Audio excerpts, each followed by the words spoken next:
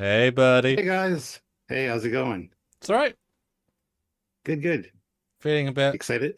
Yeah, I'm Oh, feeling. I feel lighter and fresh today. It's nice.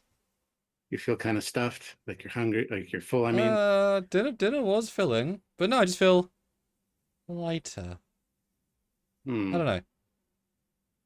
Hmm. I I don't see. know. Well, welcome back, everyone. It's time for another Strange New Worlds review. Of Yes, course, today's obviously we're doing season 4, episode 5, level 5 transporter accident.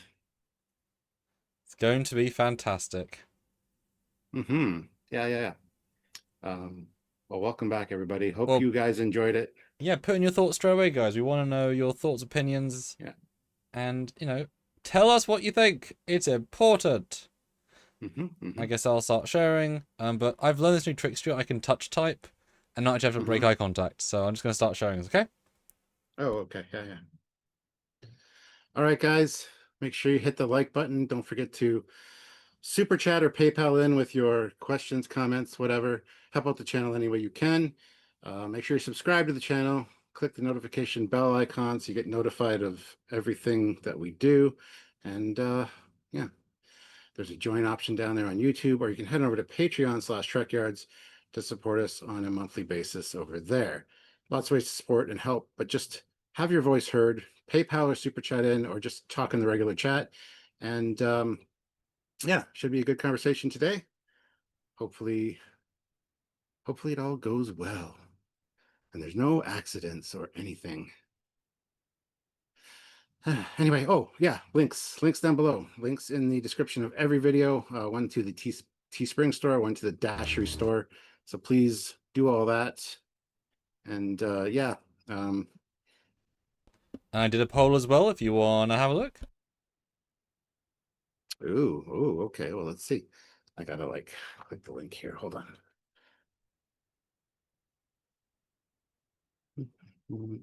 For some reason, it's hard to use the mouse with these hands. I don't understand. So what did you think of this episode? A, B, C, or D? Hmm. Let us know. Why no S option? There should be an S and an F option on this one, it seems. Last time you gave me shit for not doing the middle stuff. So I'm doing the opposite, not doing the extremes, just the middle stuff. Oh my goodness. Fair enough, fair enough. Uh, Jay Donaldson says, which of them is dreaming the review? Nobody. You guys are, apparently. Uh, 13 out of 10. Because dreaming. hmm. Oh, this one's pretty it's divided folks pretty well, I think. And yeah, I don't know what to say about that. Hmm. Uh, this is really uncomfortable. I'm gonna have to like excuse myself for a moment. Okay, hold on. Delayed reaction.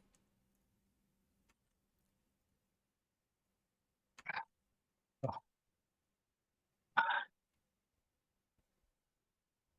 that was exhausting. Oh god, what happened to your face? I know. Oh my god, it's hideous!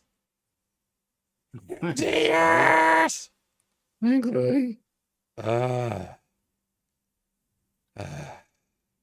So, Stuart, That's my name. what do you think of season 4, episode 5, mid-season?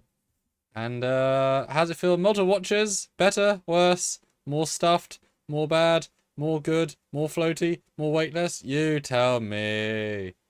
Much more fun on multiple watches for sure. Uh, I enjoyed it. I thought it was a fun ride for the first watch. I'm glad it kind of ended the way it did. But honestly, I think it was a fun episode. A good break in the I was going to say big break in the monotony, but honestly, since the last episode is just so garbage for me, anything would be better. I did expect to rip this one a new asshole though. When we reviewed it, I was afraid I was going to have to say that this was the worst episode instead of the last one, black and white one. But I think this is probably my second favorite episode this season. just for its fun premise. I get Mm. why people are pissed, but at the same time, I also get why a lot of people enjoy it. Mm. So it was a pleasure watching it with Sylvia and having her watch it for the first time. She got a huge kick out of it. So yeah, I think it stands up much better on multiple rewatches, if I'm honest, Ooh. just because you know the twist and it's just more enjoyable to just follow along and have fun. Um, but yeah, I didn't expect the twist coming at the end of the first watch, so that Mm. was nice as well. But yeah. And the first watch, I was getting frustrated because there's a lot of things that just didn't make any sense. Mm. But it's all explained away with the dream thing, so it's all fine. It's all fine. But I love how it's a good glimpse into Spock's psyche, because everybody's accusing him of being the only one that didn't get turned into a puppet and running him off his feet, and kind of not treating him the best. I think Mm. it says a lot. Also, the way he deals, or he has T'Pring acting in his dream is very reminiscent of what we saw when he was hallucinating her in the Griffin incident. So he's projecting his emotions onto like T'Pring to make her do and say the things that he would want her to do, I think. Right. Um, Is this better? Is this going to help the live, do you think? mm, You'll see what I'm doing in a yeah, second. yeah, I see it. It's like composite Superman. The accent has got much worse. Well, I guess technically it's like, there you go. Terrifying. Yeah, it's not good, is it? We'll come up here. Like, yeah. Do you want us to do it as the puppets or not, guys? I don't know.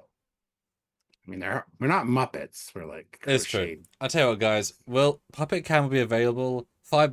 Puppet will come back for 5 minutes. Well, that's So great. you No, can. not 5 minutes. Fuck that. $5 will bring the puppet back to say a few things, and then it's going to go away. We can't do 5 minutes at a time. Okay. You can, I guess, but Well, yes, I wasn't meaning you. I was just meaning I've got a dedicated switch for it. But guys, we really want the PayPals and Super Chats to express your thoughts on this because I feel people have things to say. So that's the way to express it. Let us know because PayPal Super Chats make us stop and talk about it. So you liked it more. Do you think? I mean, what have you seen reaction-wise? So we talked about it earlier a little bit, but more people talked about it now. Do you think the reaction is somewhat fair, somewhat blown out, uphill reacting? What do you think? absolutely blown out, especially the haters. Like, oh, this is the worst episode of Star Trek ever. I stopped watching after 10 minutes or 5 minutes or whatever. It's like, fucking grow up. Well, then you All can't right? say it's the worst episode Because if you've only seen 5 minutes. exactly, Anyway. exactly. Yeah, it surprises me the amount of people that hate it and some specific people that hate it.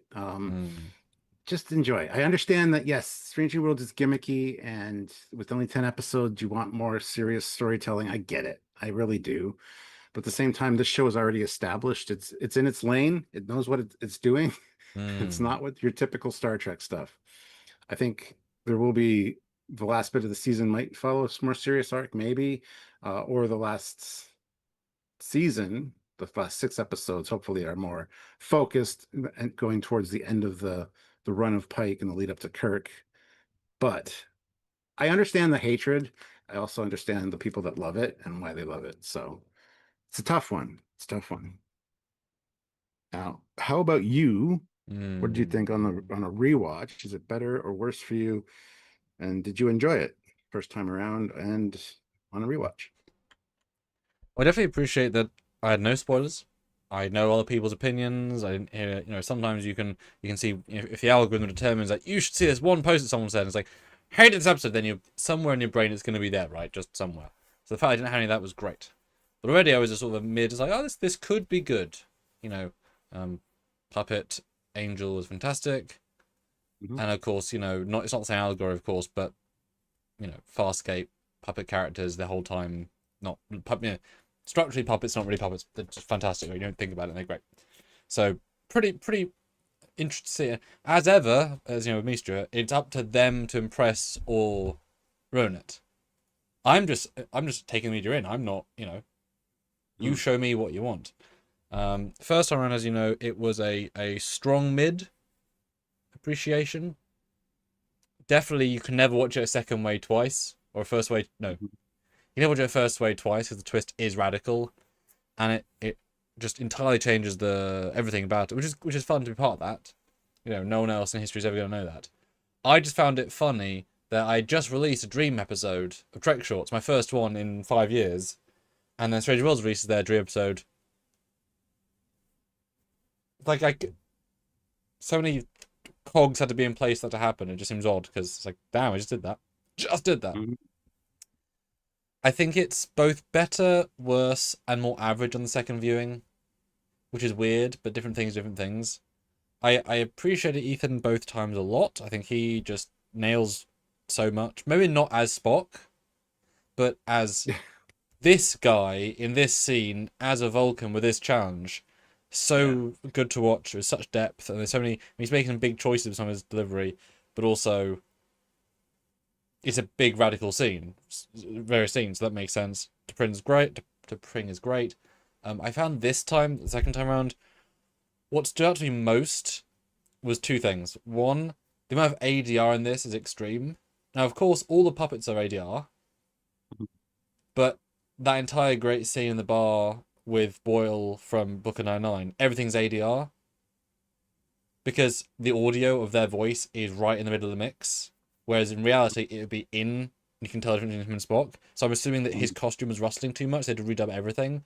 But so he sounds like the puppets, because the puppets are right in the middle of the mix, bright, loud, clear. Doesn't matter where they are, they're the same level of clearness. Or maybe they did that on purpose then, so it wouldn't be a discrepancy that's between. so much work to redub everybody just for the sake of it. But I was like, are you everything redubbed? It's like, okay. And then you can actually see some of his lips don't match. I mean, it's still very good, but like that, it was ADR's additional dialogue replacement where, for whatever reason, you're choosing to re-record later the lines going in, and then and there's the actor's job and the editor's job to match it to the words. But obviously it's hard because you're trying to mimic your own performance. I mean, in Attack of the Clones, every single line that was being filmed because the cameras were too loud and you can't tell. So if you need to do it, you do it.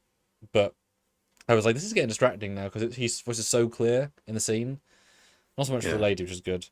I think the guest cast was great, but as before, they could have pushed everything a bit further. But I do think, when Pike, like there's bits throughout that don't make sense, and Strange Worlds doesn't make sense a lot of the time. They even try and make sense a lot of the time. So you just ignore it and say, right, this show is not trying to be smart in a lot of ways. So a lot of stuff is like, that's Strange Worlds, right? But I think in the second watch, you can sense the turn when it goes from we're trying to trick our audience to now we're just escalating every scene to see when you pick up on it. Because of course on second viewing, Spock would never kiss his puppet girlfriend, his ex-girlfriend. That would never, in any reality, it would never happen because that's just not the scene that would happen. It doesn't make sense. But it's like, well, of course, at the moment, of course it would because they're having a moment. But of course he wouldn't. That's ridiculous. It would never happen ever, because that's the end of the absurdity where we've got to. And actually, that point is actually really I felt really obvious the second time, where they just give up trying because they want you to. But you don't think the first time because why would you? It's a Dream is such a cop out, but also bold storytelling trick, so you wouldn't assume that was going to happen. So that was interesting. But there's definitely more nonsense in it than you think when you watch it the second time, because it can be, and it both diminishes the plot because it doesn't matter, but also because it could have gone further, being that ridiculous. That it could have gone further. So it's an interesting mixed bag. And the second thing I noticed, I actually noticed it in my prep for the Orion episode. It's very clever because they had to. They filled in the banisters with black plastic hull, because how the hell else the puppet maker is going to be? They're going to be seen every shot, so they cover them over so the puppet can be below them. And you really don't notice a lot of the time. There's a few shots where it's like, you should see through the bridge here, but I don't know if you noticed that, Stuart, but it's like every single shot. I did not. Exactly. Just they modified the bridge for this episode and it won't say this way. For no reason, but made their jobs a lot easier. Mm-hmm. Yeah. Interesting. Mm. Mm-hmm, mm-hmm. Mm. Right. All right, 38 of you. Any of you have anything to say, guys? 38 of you here, 23 likes. Hit the like button, guys. Chime in. Don't forget, $5 super chats will turn us into puppets for a short amount of time, should you wish it. That too. Mm-hmm. Let's get going, so we don't run too long over. Yeah, so beautiful establishing shot of the Enterprise. One of the best shots of the Enterprise I've seen, and also later with the shuttle as well. Beautiful space shots in this. That's a 6. This is like an 8.5. Well, yeah, but it's still a beautiful shot. But yeah, then we hear about Scotty wanting to beat the transporter range record and his arch rival. Mm-hmm. What was his name? Declan Meldor. Yeah, Declan Meldor. Declan. Okay. And they don't realize how big space is, because 30,000 kilometers is not at all far. And there's several The ships in moon, range. the moon is like 385,000 kilometers Yeah. from Earth. So 30,000 kilometers. They don't understand distance and space and time in this fucking show. The writers don't. So 30,000 kilometers is nothing. Which Star Trek is fine to beam. Like, I'm fine with them limiting. You can't beam between the moon and the. If you want to say that, you can't beam between the moon and the Earth. That's quite a long way. That's fine. Mm-hmm. But then you say the nearest ship is 2 days in range, and those ships would be 10 minutes in range, and you'd all be working together as an anti-Orion fleet. But I liked the fact that they were in ultra in Federation space because they're near Vulcan, which was kind of nice. But then why are Orions this deep in Federation space? Yeah. Are they allowed to do that? I mean, if they're not pirates, sure, I suppose. But it's like they're next to Vulcan, the next one of the core worlds. And they said, we're just coming through this area for no particular reason. A little bit sus, but yeah. Obviously, Dreamer anyway. Well, they say people attacking people. But I like the fact they were that close to Vulcan because it meant that they could beam and be with other ships. But then. Oh. Yeah. I forgot to read Olivia's super chat of $5. Oh. Make sure you hit like. Yes. And then that's the STEM support. Welcome, Rick. Throws in $10. Thank you. It says, I called it when the crew were floating outside and someone was basically, why can't I speak in space? I knew the gig was up then and it would be resolved logically. And Stuart knows my reaction. Absolutely, yeah. It's like, oh, for fuck. What did he say? Oh, fuck, Jesus, thank God, or something. Because he was going to be, it better be a cue or something that's causing this, or I'm going to be pissed. I'm like, don't worry, I think you'll be pleasantly surprised. So, anyway. $10. We got to do our puppet. Oh, did he call out for that or just? Yeah, he did. Okay then.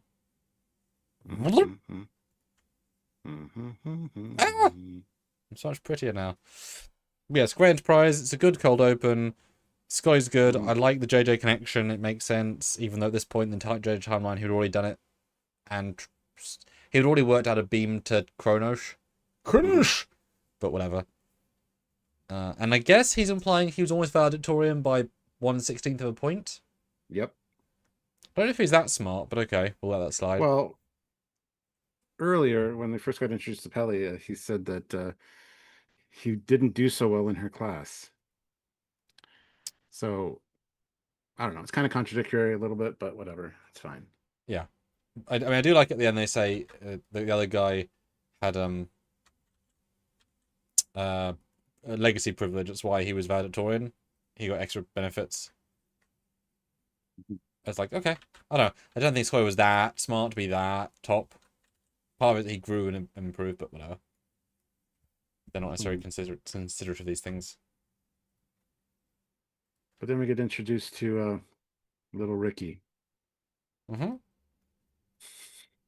Which, as we know from the plot, because I would kind of love to watch this a la Shades of Grey and just watch the real scenes only. Because then the puppet, the pattern buffer does nothing. Like, him being a pattern buffer is not a point. It's the fact that he's trying to beam really far is what breaks the ship. Nothing to do with the puppet whatsoever. So the puppet is entirely innocent. Just saying. But then Spock is going to go have his date, which has been calisthenics cancelled several times. I gotta wonder, did she intend to dump him? Actually, because I can't imagine. I've not done this many times, but if you've had a relationship with somebody and then you're at this point where you're just about to see somebody you're cancelling, and you're already thinking about dumping them, maybe you just come out with it, because a big life choice to make out of not particularly anywhere. It just feels a bit abrupt. I think she was trying to hint to him with the multiple dates being canceled that something was going on, and even in this conversation, she's kind of like, I think we need to, I forget exactly what she says, and she kind of looks at Spock like, you get it? And then she has to go on and explain it. So yeah, I don't know. People are weird with relationships, so I know she's probably not used to relationships in the same way, but I don't know. And also I know that they changed the release order because it does not work after last week's episode. You just got back from the Griffin or whatever it was, but that was in theory several weeks ago. We haven't talked since. Yes, you have. Many times. This is always meant to be differently ordered. And Sir Doric, hey guys, wait, if Sam is a puppet, is Stuart dreaming? Are we all part of his dream? Yes, and you're all puppets. Either that or you're dreaming, because I was a puppet a few minutes ago. Were you? I thought you looked normal. Yeah, no. I think you look weird now, honestly. I think you're really slumming it in that form, gonna be honest. Mm-hmm. Well. But it's a fine scene. It's just like, oh, is that it? Oh, okay. And there better be some sort of payoff because their relationship was a means to an end. And if this is the end, then it sort of just, what's the word? Deflates. It's like, okay. Mm-hmm. Okay. Oh, okay. Well, fair enough. Yeah. But then we get the bridge scene with the new chair. And yes, you can see where the railings are. I've never noticed that before. Bam. It does change the look of the bridge because it eats in so much space. Yeah. Oh, fat produce, $5. My gut tells me the twists that it was a dream at the end feels like it was damage control and done with reshoots. But that's just my theory. Boop. I don't think so at all. Yeah, every super chat I'll go between. Boop. No, I think that's that. No. You can sense reshoots. This is the puppet episode, and that was the point of the episode. No. Yeah, they wanted to get out of jail free card. No. But yeah, new chair. Oh, hold on one second. Oh, I'll be right back. Okay. But yeah, it's got all the controls. Kind of reminds me of this Discovery bridge chair with all those consoles screens. But he's very excited. It's got all the control, which is obviously very important to the plot. Aaron's always buried. Yeah. It's lines with yeah, no, it's fine. And when we heard new chair, I thought, God, they're gonna do one step towards the TOS Enterprise. We're gonna get the real captain's chair.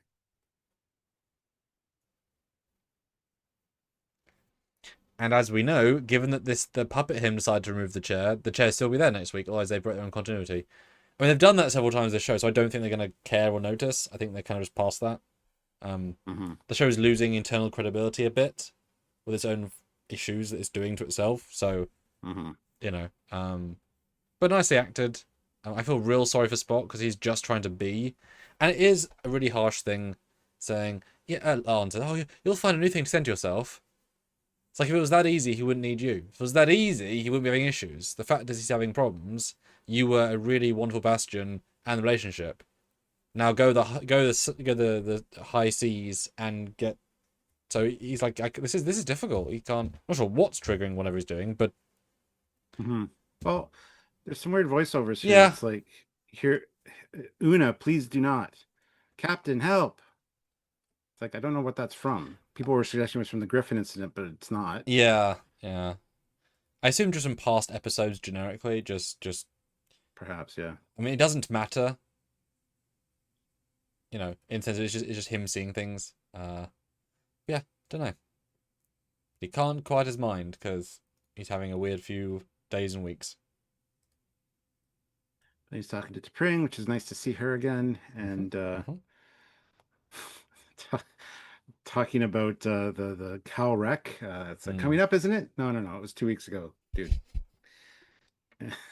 She's like, against my better judgment, you guys are on the way to Vulcan, so you're gonna swing by and pick me up, and I'll help you settle your brain a bit because you're having some problems. Because I'd forgotten that they were arranged marriage, so they've been chatting as friends for decades. So it's really nice that she's still happy to help him. I mean, happy, but there's still that bond because there would be, right? And Fat Produce throws in $5 and says, I could see the look on Ethan Peck's face several times during the episode where he's probably thinking, I'm too good for this shit. I don't think so. I think he had a fucking great time in this episode. Yeah, watch the behind the scenes. He loved it. Mm-hmm. Things you're saying that, but it's better like this. He would rather do this than Tim Russ playing Tuvok most days. Garrett Wang playing, Kim, especially Mm-hmm. Beltran, be on the bridge saying "shields up." They hate themselves some days for saying 7 days on set, saying 6 words and none of them are acty. They hate Mm-hmm. themselves. They've said that before, like Beltran especially. Ethan gets Yeah. acting great emotional scenes with character puppets, which he's never done before.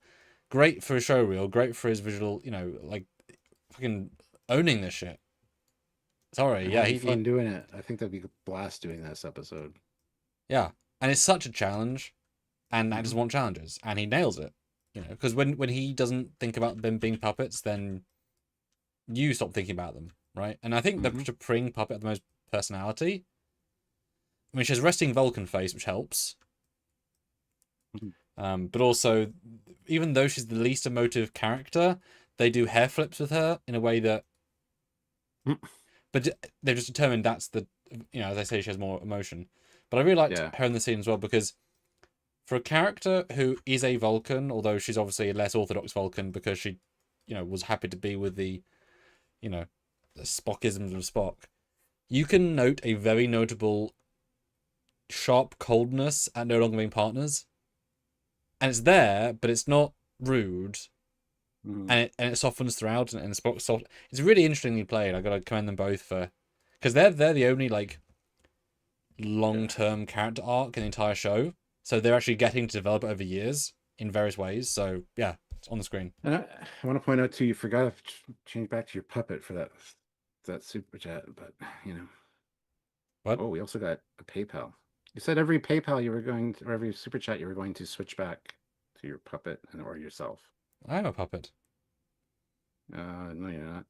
You're right now, I guess. But anyway, we have a $10 PayPal from Ray Ricks. I like Ray. Says, I usually try to stay positive. This was a hot mess. Almost for me, worst Stranger Worlds episode. The series is relying too much in the gimmicks, and again, Spock is again the brunt of the joke. Some positives: the Jim Henson Company puppet work and T'Pring's sass. At first, I read that as T'Pring's ass, but it's sass. Dyslexia can be a fun thing sometimes. Yeah, I don't see anyone could think this episode was worse than the Noir episode. This episode of structure, pace, humor. Mm-hmm. It was a real episode of TV, and they're not even in the same league. Mm. Yeah, no, I agree with you 100%. Yeah, but that's just me. What do I know? Yeah, a lot of people have been saying this is like worse than Spock's brain and all this, and it's like you did see Way to Eden, right? You did see, there's so many other episodes that are just absolute worse than this. So I don't know. Love you, Ray. Yes. Well said. Yes. Anyway. Mm-hmm. Back. Oh, and then the only way I'll do this is if you promise no hijinks of any kind. And he's like, I shall do my best. And I love her response. Your lack of a promise is very Vulcan. Mm-hmm. You can't promise something like that, right? So makes sense. No, it's good. And the second watch, because the first time you don't know the context, I wasn't even thinking, yeah. But the second time, I'm like, oh yeah, yeah. Oopsie. It's all gonna go wrong. And I mean, it would have been funny if it happened the second after she got there, and then it had been the O2 Vulcans or the O2 non-puppets. That could have been fun, because then she wouldn't have had access to all. In theory, she also wouldn't have access to all the controls because she's not an officer. So that could have been kind of funny if one can do everything, one who can't do everything, and both are puppets, are both not puppets. Yeah. Well, one thing that I found confusing because the next scene is that again, nice shot of the Enterprise in the shuttle. I like that. Mm-hmm. But Scotty, I believe, says, "Yo, T'Pring just arrived. You should probably come back and say hi to her." Yep, we're still real currently. Like, still real. Yeah. And it's like, how did she get on board? Did she have to bring a shuttle? Did Spock not see it? Did she beam from another ship nearby? Maybe. It's just it's a big question mark. Well, there aren't any ships nearby because they're 2 days away. Mm-hmm. Although his friend is also right nearby because they're being Starfleet ships are 2 days away. She could be on a Vulcan civilian ship or something. I don't know. Then why didn't they help? because it's a dream. That's true. And that's the thing, right? That's the thing. Yeah. I mean, but like I say, it would be fun to watch the episode just for the real stuff only, because we're nearing the end of the first act, and then bam, second act. Yeah. Sussy Guru 2000 throws in 10 euros. So thank you so much. Transformed. I am reminded of a walk. I think you mean Wrath of Khan. It was the best of times. It was the worst of times. This episode is both the worst thing I have ever seen, but also admire the sheer audacity to make and release this. Again, great episode. Really fun. Don't be so serious. Pull the stick out of your asses and just enjoy something for the sake of entertainment, because that's what it is. That's all I'm saying. Well, it didn't break canon. It didn't fuck with canon. It didn't piss around with character arcs or anything. You know, it's you know, it's Spock learning about his emotion and his chaos and yeah. Yeah. But yes, Ricky is beamed, but only this first bit is real. So he beams, and there's a field, which then in the real reality went out. Yeah, and damage the shuttle and probably knocks Spock unconscious. But this is now wrong. So everything from this point. Now I will say I liked a lot the slow beam. So they had all these random extras who we've never seen before in various guises to get beamed was cool. I like this panning. They really filled out the ship in a fun way. And the fact that everyone gets a second to realize it was a fun shot. But and Thanos, the Thanos snap version Pike. Yeah, that was great. For the first time, I thought it was a Trelane thing when I saw that in the trailer. But the first thing I thought was, well, the ship can't beam into its own pan buffer. It can't do that.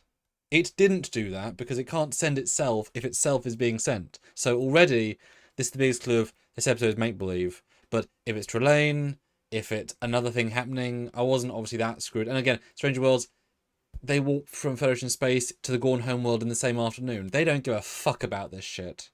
So they don't care if it doesn't make sense. But this can't happen in how Trek works. So you really should have got it straight away. You really should have been keyed in straight away. But yes, it's a cool visual though, to beam itself, but it can't beam itself. But that's the end of the reality. Then he arrives on the Enterprise and there's no one there. And he doesn't run into anybody between the shuttle bay and the bridge. And they can't see anybody else on the bridge, but then Pike is on his chair. Again, silly, but again, a dream. So and another clear look at the shuttle bay. I'm guessing they just framed up. They just went through this entire season and said, right, we have 7 shuttle landed in bay shots. We'll get the shuttle prop here, and then we'll just have everyone do them back to back to back on one day, because you're not going to move the prop for this. Yeah, and this is one thing that only occurred to me in second watch. Where are the other 385 people? Because we see them throughout the episode, and we don't. You do see them occasionally when there's panic going on. But that's just at the first third. Yeah, I know. And there's no mention of locked in. Because it would have been really funny to see one room and then just a CGI wall of puppets just shoved, and then like a sea of puppets would have been funny. Or the shuttle bay and there's just a sea of small people and we're just above them. Would have been funny. But I guess there's another clue that's bullshit because they ignore that there's all of the crew, and there's gonna be security officers, medical people, aliens who might do physiology. There's so much. It's but what about everybody else?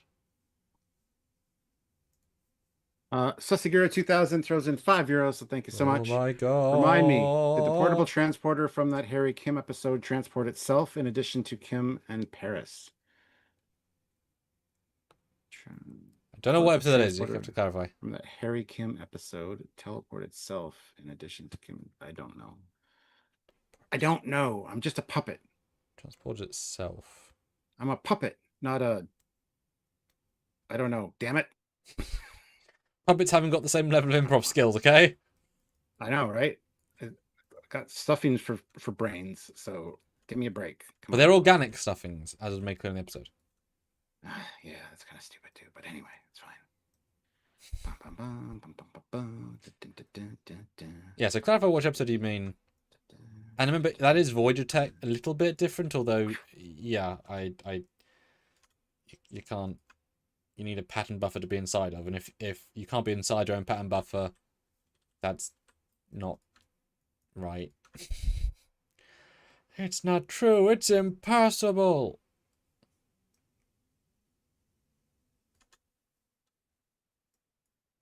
Am I a puppet still? I don't know. I'm numb to the puppet. I'm numb to the puppet. But yes, if you have thoughts on the questions, vote in the poll right now. This seems to be a relatively divisive episode, so vote now. Let us know your feelings. We want to know what everyone thinks. Yes, we do. Sasagiro 2000 throws in another €5 Ooh, and says thank it's you. the one where he wakes up on Earth in an alternate timeline. Oh, yes. Don't remember the beginning of that, so I can't tell you. As far as I remember, he's beamed by the office that they hack into. Mm-hmm. And a site-to-site beam is still using another transporter to hack into. Yes. So the thing is just hacking into the network on Earth to allow you to beam there and back. That's what's, yeah, so that wouldn't be... Yeah. And even the... I mean, maybe you could argue that the data thing in Nemesis is a self-beaming, but I also assume that connected to the E's transporter, and that was just a self-contained thing that could trigger it.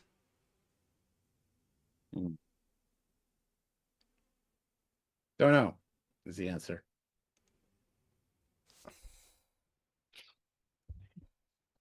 You're not becoming a puppet very often. No, I swapped. We're just doing alternate. Oh, I unpuppeted. gotcha. Yeah. But yeah, Pike's here. Everyone gets their moment. I think Ortega's puppet looks very much like her. Everyone else is variable, but Ortega's kind of nails Laon it. looks off. Laon looks awful. Well, Uhura looks great. Looks good. Una's wrong hair. Una doesn't look great at all. Pike looks pretty good. Well, Pike, they're not going too far with the hair, but it's definitely a bit silly. First new problem is that T'Pring can't use the door to get out of the turbo lift. So how did she get out the turbo lift? Yeah. You could possibly argue that she was already in the turbo lift, but then you can't because then he came out first. Yep. Until it's like 2 seconds. So already you've got a continuity issue within the issue that she can't have this dramatic reveal. Yep. Bat Produce throws in $5 and says this episode would have been better if all the characters had played their characters straight as if they weren't puppets. Some of them did. Yeah. Pike did not. Pike had a very puppet vibe, a very Muppet vibe to him. He had a fun vibe. Laon played it pretty straight, I think. Yeah. So did Una. Well, I think Una was a bit more, I can come at you, bro. Yeah. I would say the... Uhura was pretty flat. Uhura was... Yeah. And Benga was like himself, but less violent, until the violent. Yeah. With crochet needles. And ironically... Miss Pelia was the easiest to understand she's ever been. It was great. It was a good time. I mean, it's best he's ever looked. Best we've ever looked. We both ever looked. But yeah, then you get a really complicated scene in the briefing room because the fact is you need 1 or 2 puppeteers per person all under this table, and you can kind of sense they're doing the scene as much practically as they can. I love Scotty's vibe here with the hands behind his back. I think that's such characterful, and you can see Spock's like barely able to keep the bullshit back. He's like, oh, this is a weird day. This is a weird day. And the second time, even more so, I caught the fact that when they explained what happened, they were just like, oh, particulates in this thing. It's like, is that a thing that makes sense? It's like, again, Stranger Worlds. Technical level, yeah. Yeah. But at the second time, you think it's more noticeably nonsense. This is where they'll give him Spock shit for not becoming a puppet. Like, how are we going to operate the ship? Come on. I love it. That's all in the editing. Yeah. You know. And again, it's a good peek into Spock's psyche, how he perceives other people, how they treat him and things like that. I think it's really interesting. Well, because it is a dream state. No, that's a really, really good point. This and the dream, the ghost one, are both actually internal critiques of Spock's brain. Which is fun, and you are learning something. It might not be what you want to learn, but it is something.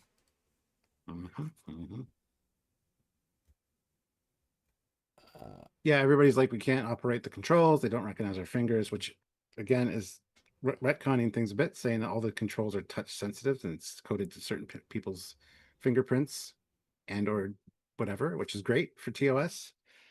I think that's awesome. I mean, I feel like that always was mildly obvious that you need Yeah, touch but it's never sensitive. really stated.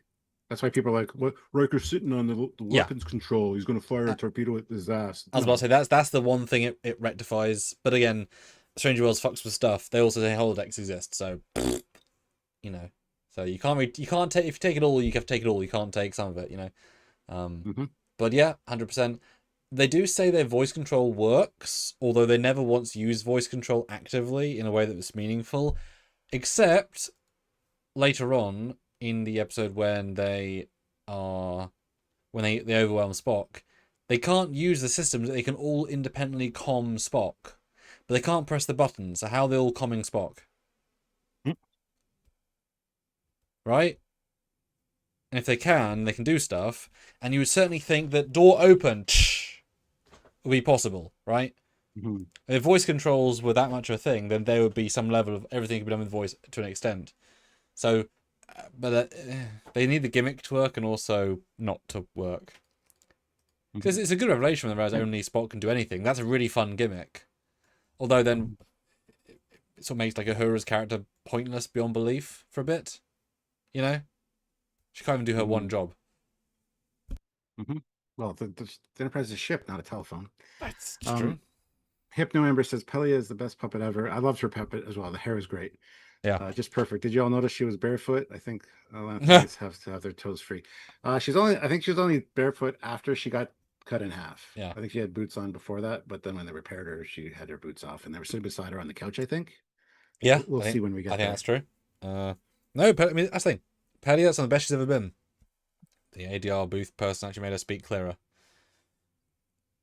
But yeah, talked to April. Great little scene.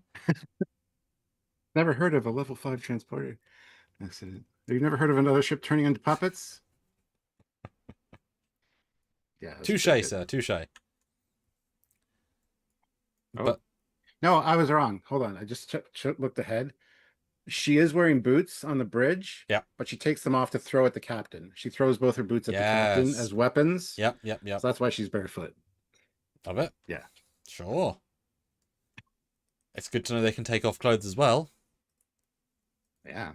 Puppet logic. Sessiguru 2000 throws in €5. Says their touch controls are also worse than my phones. I can't operate my phone with gloves on. That's capacitive touch gloves. So, I mean, anyway, it's some a fair point, but this is a sci-fi spaceship. Yeah, they'd better be better than that, and more, you know, more structural and secure. Mm-hmm. Would be good. But yeah, April, good scene. I really like Pike's vibe here. He's an odd character in general these days without the stress of life. But I like his, like, it's a bit embarrassing not people to see me, but he's still letting it from the bridge. And it's a fun. Yeah.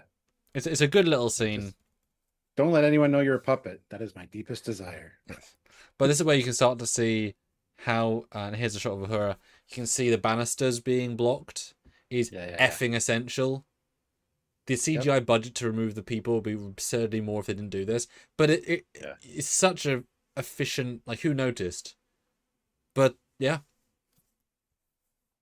Subtle. I didn't notice, so I'm glad you're pointing it out because it's blatantly obvious now. Yep. And I love how Uhura can't keep her earpiece in the entire episode, and I see why. Like, here's an earpiece.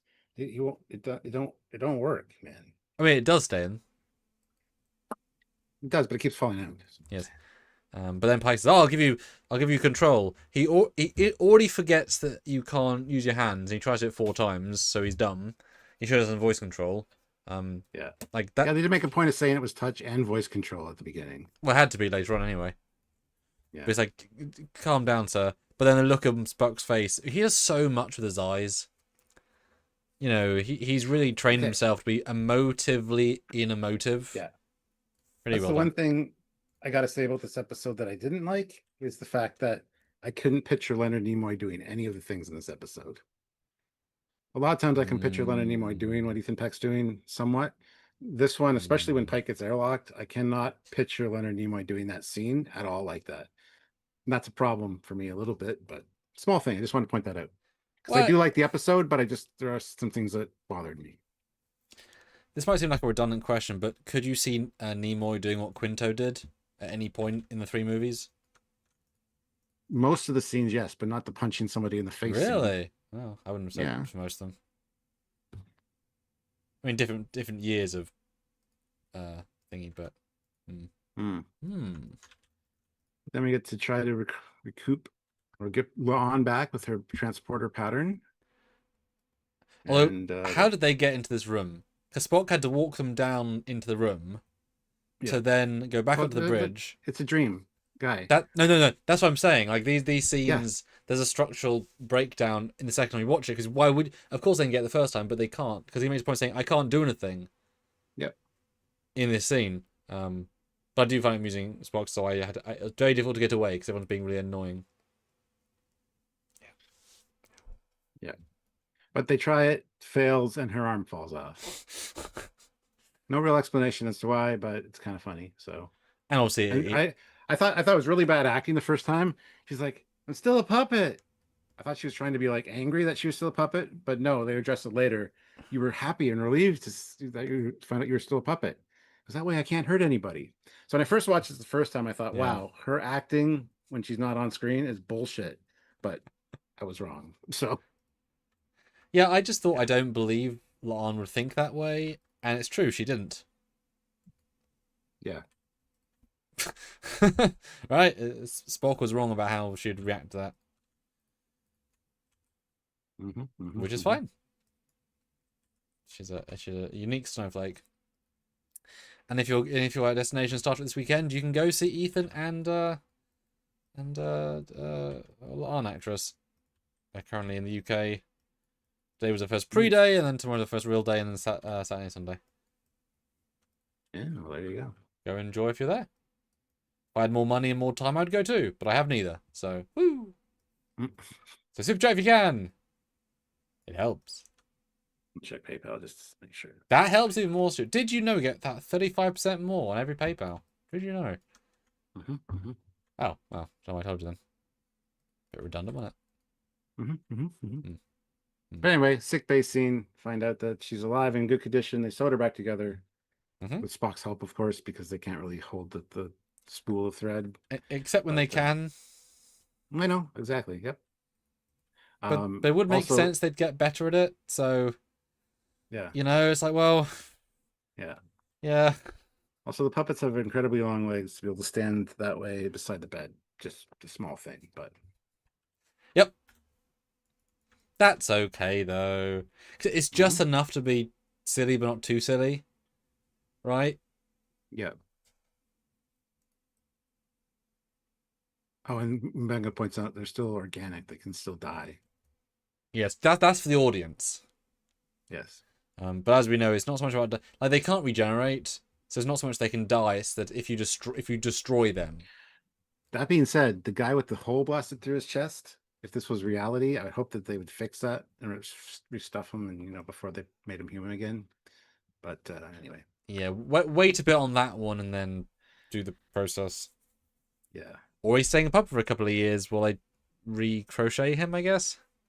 Just wear a sign. Do not play with me. I'm not a puppet. There must be some role on the ship for a puppet. I just said that as a sentence. Jesus Christ. Okay. Anyway. Yeah, decent little scene. I like Spock's everywhere, everything, all at once vibe. And his I like these. Like, are you okay? I don't really buy La'an's reaction because she's a very pragmatic lady, but it's also not her, so it doesn't matter. Yeah. This is where she says she's talked to T'Pring since she became a puppet. It's like, oh no.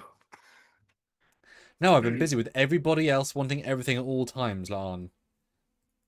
You can go now. Yes. Okay. All right, it's 50 of you here, 38 likes, guys. Hit the like button. Let's get those likes up to 50. I'm sure we can do it. 12 more. Let's go. Go. And also super chat and PayPal. Yes. Because you turn us into puppets when you do that. Yeah. We have no control. But let's look at the poll, though. I'm very interested to see what the results are. 73 votes. So we've had way more people pop in and out. Cool. Great reaction. Mm-hmm. Wow. Okay. Interesting. Majority of you like it by 1%. Told you it was very close. Yep. 14% say A. 16% say C. 20% say B. And 49% say D. Yeah. So half of you dislike it, and half of you like it at varying degrees. Yes. El Ruffian says, but the doctor was wrong. Pelly approved it. She survived being cut in half. Yes, but she might not have survived being the whole puppet being lit on fire or various other things. Well, no, as long as it's like a zombie, as long as the brain's intact, she's fine. Yeah, pretty much. Yeah, no, he was proved right. Stuffing. Yeah. Instead of blood. And they could have gone more into that stuff, but fine. You know. Here we go. It's fine. Spock talking to the Spring puppet, and everybody's contacting him. They all need something, and he kind of has a bit of a anxiety attack. Very well acted. And, very, very relatable. Yeah. And she talks him through it and slaps him, and and I think that's great because, again, it's his subconscious talking to him in a dream. The fact that he has anxiety attacks, he's part human. He's always suppressing that. I think this is great because it kind of just shows a different side of Spock, like what goes on in his head that we never see. I think it's interesting. So, Marco Van Ash throws in £6 or €6. Thank you. Only Strange New Worlds could turn Trek into puppets and somehow make it work. I resisted, but they won me over. Oh, you liked it? Awesome. Good to hear. I love when, I enjoyed it too. It was a fun episode, fun ride. And Divine says, if you don't like the episode, you have no whimsy. Thing is, you could also 100% say that with the drunk episode, because that's just as fun and silly, just not in the same way, right? That's a problem with these sorts of comments. Like, you're fine to say it, but then you also need to like the ones that are also whimsy in a way you might not like. So therefore, it's not about it being whimsy; it's about the quality of the content you can judge. Does it work so well? Does it have a reason to exist? A central core, etc. But I asked a new poll, guys. Even easier. This is binary choice. This is is this episode overall good or bad? So there's vote now, and that means you can like it a little bit, or like it a lot, or hate it a lot, whatever. Just any variation. But this is a great scene. I think T'Pring really nails the puppet. I think she, of all the people, she acts the best as the puppet. Yeah. I don't think it's true, but I wonder if, because she's a guest star, I wonder if she came in and helped do the puppet dialogue live on set. Because it feels like a notable difference in her version of the puppet to everyone else's. Because she's not that busy. She could be there and do that and just shoot the rest of the episode, right? Because that's the great thing about this show. Same sets, same uniforms. You can I assume they filmed this scene and the kissing scene at the same time, right? Why wouldn't you have things set up? So if she was on set doing the real performance, having the lady sort of lip sync to that, I don't know, there was a tangible difference, I think, with these scenes, or just maybe the stiltedness of how she speaks, but as well with the puppets' motions. I don't know. I love the ears, love the earrings, love the costume. It's just very, very well done. Although, once again, the canon thing is a slap that effective? Because you hear it, you feel it. It's a puppet hand. They express later there's no weight, except when there is weight. So, It's on my list of many things that didn't make sense, but then it's all explained away at the end. So and it's not the worst thing, right? Obviously. Yeah. Yeah. Next scene, they're all complaining. Tychus needs help flying the ship, and Sahura wants to make the communications. And anyway, this then the Orions show up. Now, this made me laugh because Ortega's doesn't get much, and I feel like because she can't do anything and she's okay with it because there's no danger there basically in park. She's like, look, me first. It's all good. Like there's a chill factor to her that I think is quite fun. Whereas I think in this situation, Uhura is more I'm out of control. She's used to having Like comms never go down, right? She's always Comms go down there. all the time, man. Well, I would think helm goes down more than comms. Yeah. So she's like ah. So I really like that. And I'm using that Pike's in the chair because he could both do nothing in the chair and also do nothing in the chair. But it's his new chair, so he wants to sit in it. Oh, it's fair. It's fair. Yeah, and then I wonder if the chair actually probably is, I bet the chair. The reason for the chair is that there could be someone who's a puppeteer in the chair. 100%. It'll be back to normal next week, I guarantee it. And anyway, but that's why it looks different, just to make that so much easier for these, because they don't skim on wide shots. There's not like a billion, but they don't skim on them, and this is what made the Muppet Christmas Carol and stuff so good. These big elaborate, like these are difficult to do. That's why they're satisfying. You shouldn't be thinking, oh, it's just close-ups. Like if I was doing this as a Trek Shorts budget, with this guy, then it'd be static because it'd be whatever. I remember, guys, every super chat I regain my human form. I have no control over this. And I turned into a puppet for a minute or two. Yes. Anyway, they're like, and they're scanning us. As soon as I heard that the first time, I'm like, are they going to be able to detect the puppet life signs, or is it just going to be one life sign that they detect? Sure enough, that's what they detect. So they think it's a derelict ship and they're pirates, and they're like, okay, it's only one of you on board. Although is it piracy if it's salvage? I mean, small distinction, but they're not necessarily, because I didn't necessarily think they didn't go the full like, grr, they're Orion's vibe. You know, she's relatively friendly. Like I think she actually was leaving. But then you can't not take this with their puppets, right? That's too easy. So I kind of get the logic. But yeah, if they knew there's only one life sign and yet they talked to Pike, you would have thought they'd call them out the first time more. So they just sort of accept it and move on. Not the end of the world, of course, but it's like, well, okay. Could have been some weird Starfleet experiment where something on the ship was masking life signs, or some experiment where like they don't radiate life signs. Sure. Don't want to fuck with that. And he does threaten them. He says, look, we have full complement.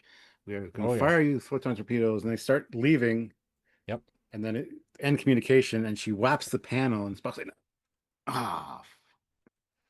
I was kind of expecting an F-bomb there, I'll be honest. Yeah. Like you almost did. Yeah. I was like, could you do, I don't know. But no, I like the Orions. I like Pike's vibe. He owns it well. I like the Orion ship. I like. And then the moment is kind of funny. The Oopsie. I don't know. It plays well. I think the first third is rather strong. In general.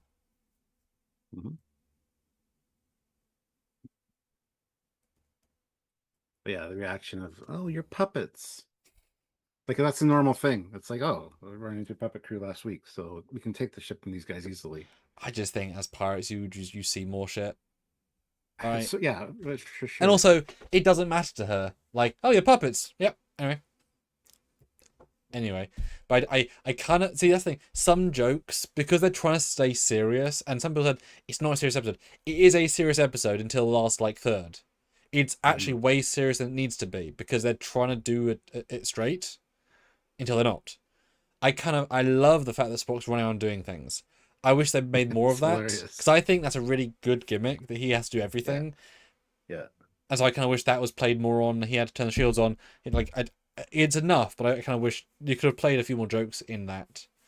Or like you have to reroute power from one console to the other, and he's like running and legging it, and it's a really like super stoic scene from Pike, and then Spock is fucking legging it, and then you cut to him, it's like, sir, might I request a truce?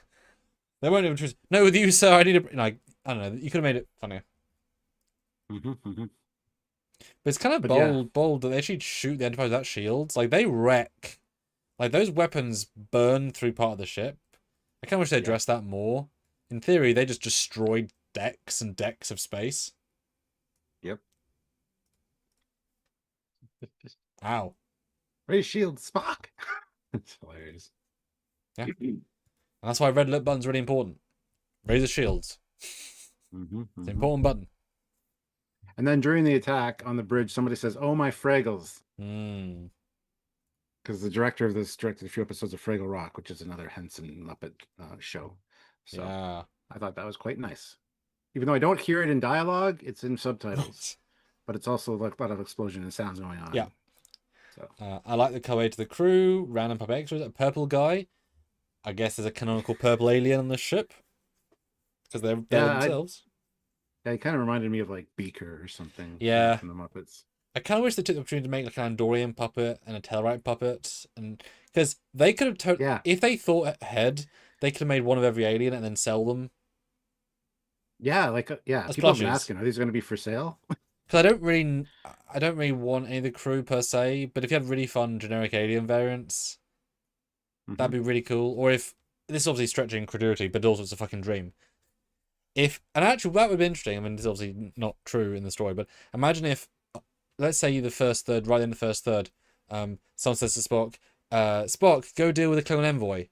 The Klingon envoy? Yes, do you know they're doing a look on the ship? I did not. And there's that, because Klingon plushie, you get to sell a Klingon plushie. And it's like, why is there a Klingon? Just to see Klingon plushie, or Klingon puppet. Yeah.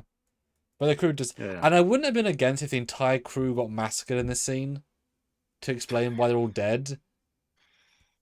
It's dark, but it's a dream. There's loads of people here, and they do disappear.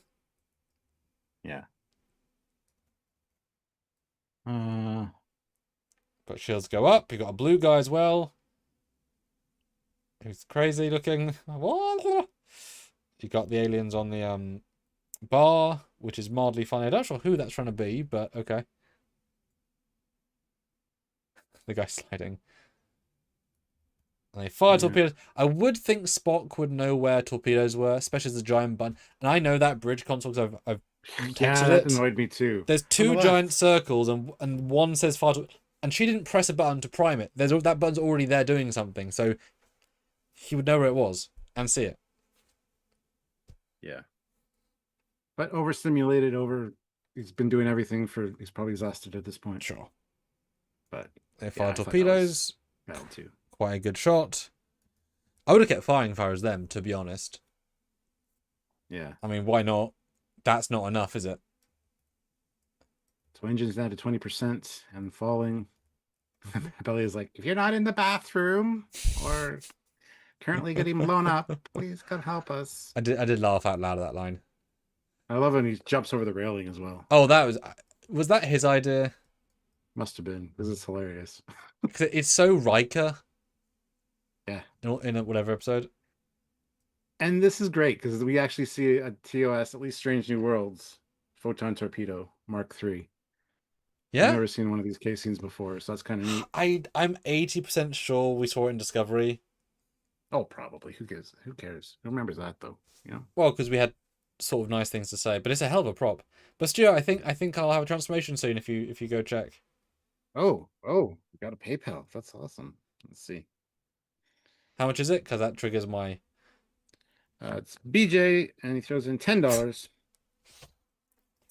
And says, my score 10 out of 10 for Strange New Worlds, up there with Musical and Spock. To Pring Body Switch episode. Like Star Wars Visions, I see Strange New Worlds as non-canon sandbox experimentation. Trek is becoming more like Marvel or DC, getting different versions of the same story and heroes. Yeah.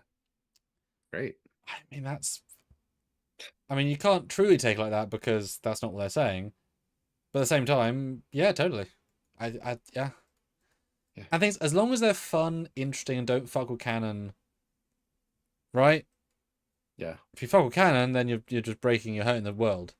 And you're pissing people off that care about such things. It's not Steve Shives. No. Oh God, what do you think? What did he think of this one? God, I don't know. Oh, okay. So there was a torpedo in Strange World Season 1. There's a whole video about it. 3.3 thousand views, 61 comments, 226 likes. And it's a different... We are avatars because I lost the video footage. It's the one episode where we're also puppets. That's hilarious. What? Yeah, seriously. Yeah. That's great. So we see it. The thing comes out. It's a giant neon tube. It was when they fight the Gorn and they fire a torpedo in the nebula. And so it's not this. It's got some similar beats to it. But this is a much more grounded prop. It's a real prop. They probably thought we don't need to add 55 neon strips to it. Not bad though. Where's the rest of the engineering crew, guys? Yeah. There's like, should we 30 officers in an emergency who can be pulled into service? 10 on active.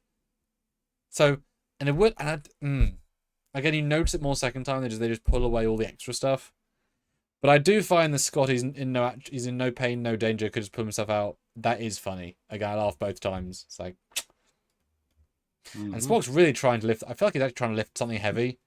Yeah. I think they said just do it. Just use me as leverage.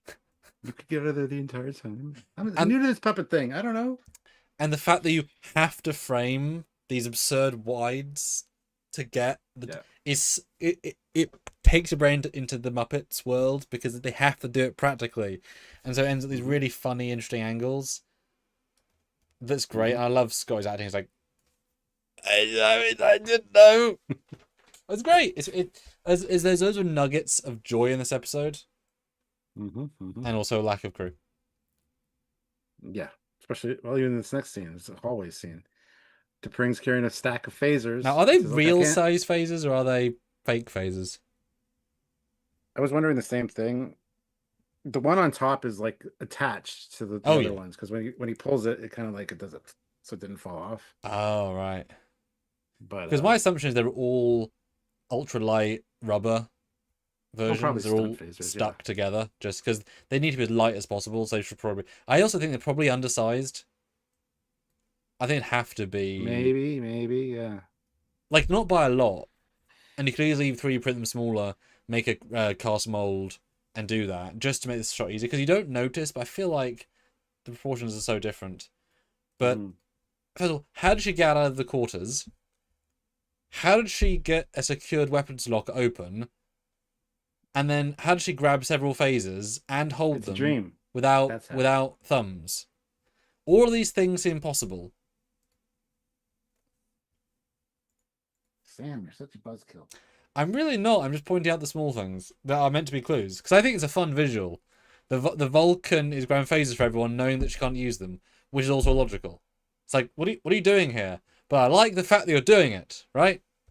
Yeah. As you said earlier, the walk and talk is very good considering they must be on some kind of pulley system, pulling the performer. Or something that they're being pulled. Yeah. It's really it's a quick walk. It's not a slow walk. Like they're compensating. And it's bloody seamless. And it's a small flex, but it's a good little flex actually. And the puppet goes behind the wall. They have a little heart to heart, There's a diversion. Cool, it's that.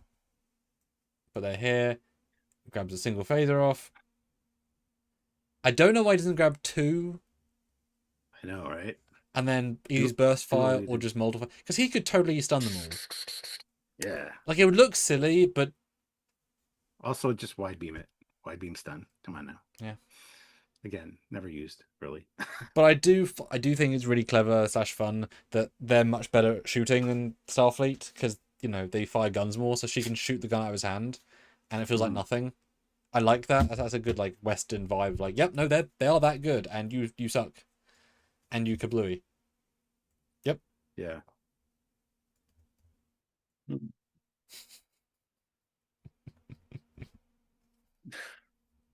we get the bar scene where he's tied up talking to Elijah, whatever the hell's name was. What do you think of the pirate captain, by the way? Oh, she's awesome. Yeah. She's really great.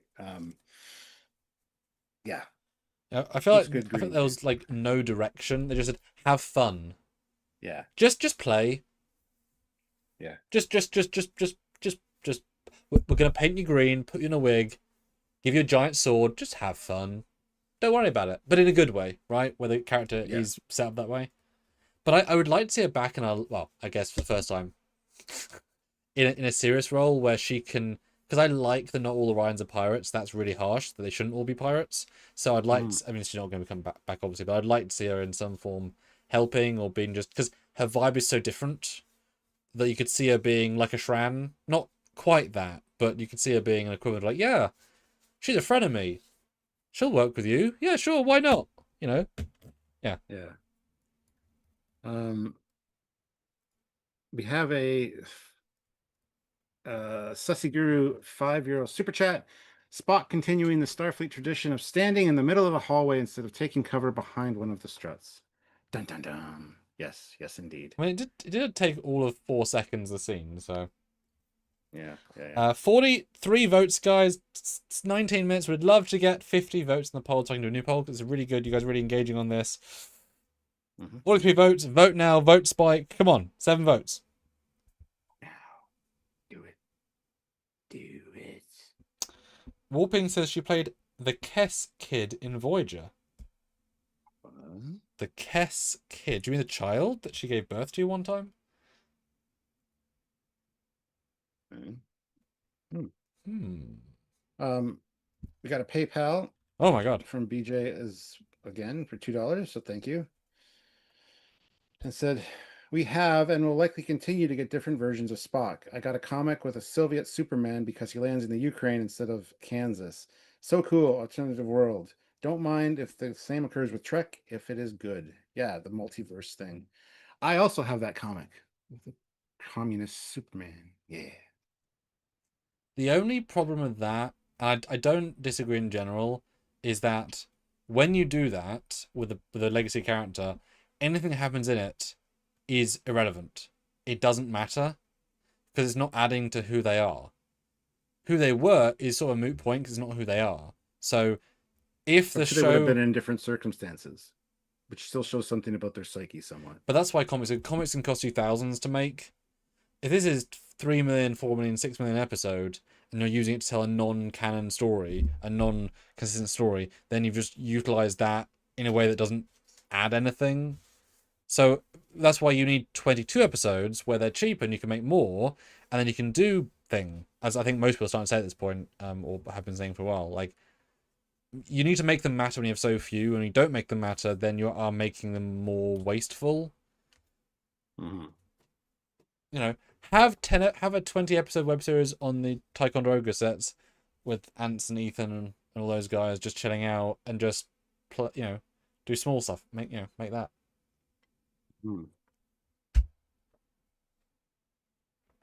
But then you get the girls are trying to fight, the stronger Illyrian and the La'an. It would have been kind of fun if they'd said something about how she's an augment puppet. Because it would have been nice if they actually brought the actual characterizations into it. I know it's harder to do, but it's already bullshit. I'm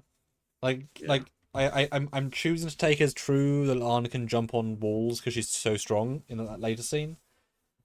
But it'd be nice if she had some Illyrian trick that she could do, or something. Don't know. Olivia is here with $5. Oh my god. Says, want more dolls? Check out the Captain Foley personal channel where today he reviews his action figures. And check his OnlyFans for his double dolls. Yes. What? Captain Foley OnlyFans. Look it up. So yeah, then you have this mildly funny fight. But again, it doesn't quite achieve the fun they could have done. I don't know. Because these are smart people. I think they would know they're so weak this wouldn't work. So this feels like dumb. Fun dumb, but I don't know. It's not quite as good as it could be. Yep, they come on, everyone. I do like the running away shot that the thumbnail was. That was really fun. Yeah, they get smashed together. Especially when they interact with full-scale puppets. That's probably a digital takeover. The legs, maybe. Ooh, and when they pick up Scotty, actually, you can see the one stick for Scotty's arm. Huh. No, you can't. Oh. Never mind. It's part of his It's part of his costume, the Orions, but it looks like a stick for a second there. Damn it! And the white guy cowers a whole episode. His arc. The guy's shot. I do like Ortega's. I thought that was a fun. That was a fun. Ryan picking on her. Ryan fighting with her has got a mohawk as well. Oh yeah. Get out of my chair. Tracks. Oh shit! Is that Orion ship still on fire, or is that just? Yeah, look at when he's talking. It's still on fire. Yeah. Oh wow. Oh damn! This appears really hit, man. It makes sense, heavy cruiser versus an interceptor, but still, that's a small detail to include that I never noticed. Mm-hmm. And then Pelia throws her shoes at the captain, and she gets cut in half as a result. And I feel like they were someone in the art department says, I love Resident Evil so effing much. I love all the samurai films. They cut people. This shot is done in hundreds of media. And they finally did it. It works quite well. Mm-hmm, mm-hmm. Chopped in half. But I like Pike's resilience. She's always pissing on Scotty for the other guy. It's like, oh. But Pelia is a dickhead. So, that's what she's like. Mr. Dan says, I am a new Trek apologist, but this one went too far for me. The most charitable I can be is with the Mr. Know-It-All video, but that stupid puppet crap still did not justify its existence. I don't know what that means. Who's Mr. Know-It-All? But Mr. Dan. Now, would you agree, though, that last week was much worse than this one? For structure, characterization, cinematography, art design, editing, pace, and story. Let us know. Oh, 61 votes. Bam, we went way past it. Okay, Stuart. I mean, this is a great, interesting sample size. So, is this episode, broad strokes, good or bad? 61 of you, 52% say bad. So it's a yeah. Interesting. And I forget who it was last night was talking about this scene. They all go into the briefing room, and she's like, "Just let them go. It's fine." And they were complaining, saying that it's continuity error because they're holding their guns up when they're already out of the room.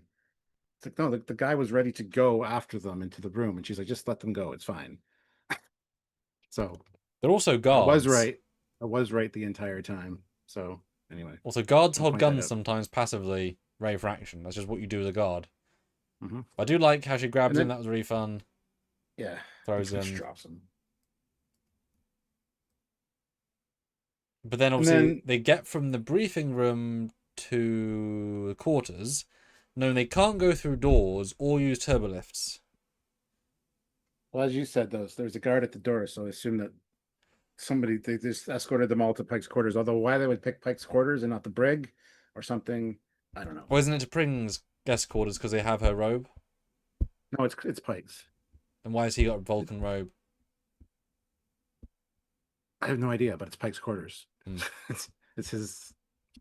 I mean, they only have one giant quarters set. They just didn't change it. Yeah. So my assumption they brought them there because they easier, because the Orions are in 100% control of the ship. Yeah. But where are the other 350 people? This is where you need a hard cut from it's my ship now to just imagine the whole shuttle bay set with all people and Muppet going like, and just everyone waiting like chickens in a coop. Where's everyone else? Yeah. Yeah, it's Pike's quarters. It's all Pike stuff in there. Or use AI and just start making new shots of them massacring puppets in the corridor, add that to the episode, and just like pad it by 2 minutes, just massacre. That could work too. Might be a giveaway if it's a dream though, if they kill the entire crew. Mm-hmm. Just saying. Mm-hmm. Mm-hmm. Right, new poll coming. Want to know what you think? Vote now. Oh, Ryan, student, read that out and respond. Captain Foley. That's not my name, but thank you. You're losing your street cred for saying this is a good Trek. I didn't say it was good Trek. I said it was good entertainment, and I enjoyed it. Even the shills like Trek culture say this is bad Trek. The writers have no respect for Star Trek. It's very bad. I said I enjoyed it. Alright. Yeah, it is surprising Trek culture don't like it. They are always on the more positive side of things. You know. But they also thought the documentary episode was bad, and I thought that was kind of a great episode, where it was made, so opinions vary. But you definitely can't call it shills. You know, last week I gave it, 3 out of 10? The film noir episode. It was awful. So, because that was a bad episode of television. This was a fun episode of television, just not a great episode of Trek, but at least it tried to be a good episode of characterful Spock journey.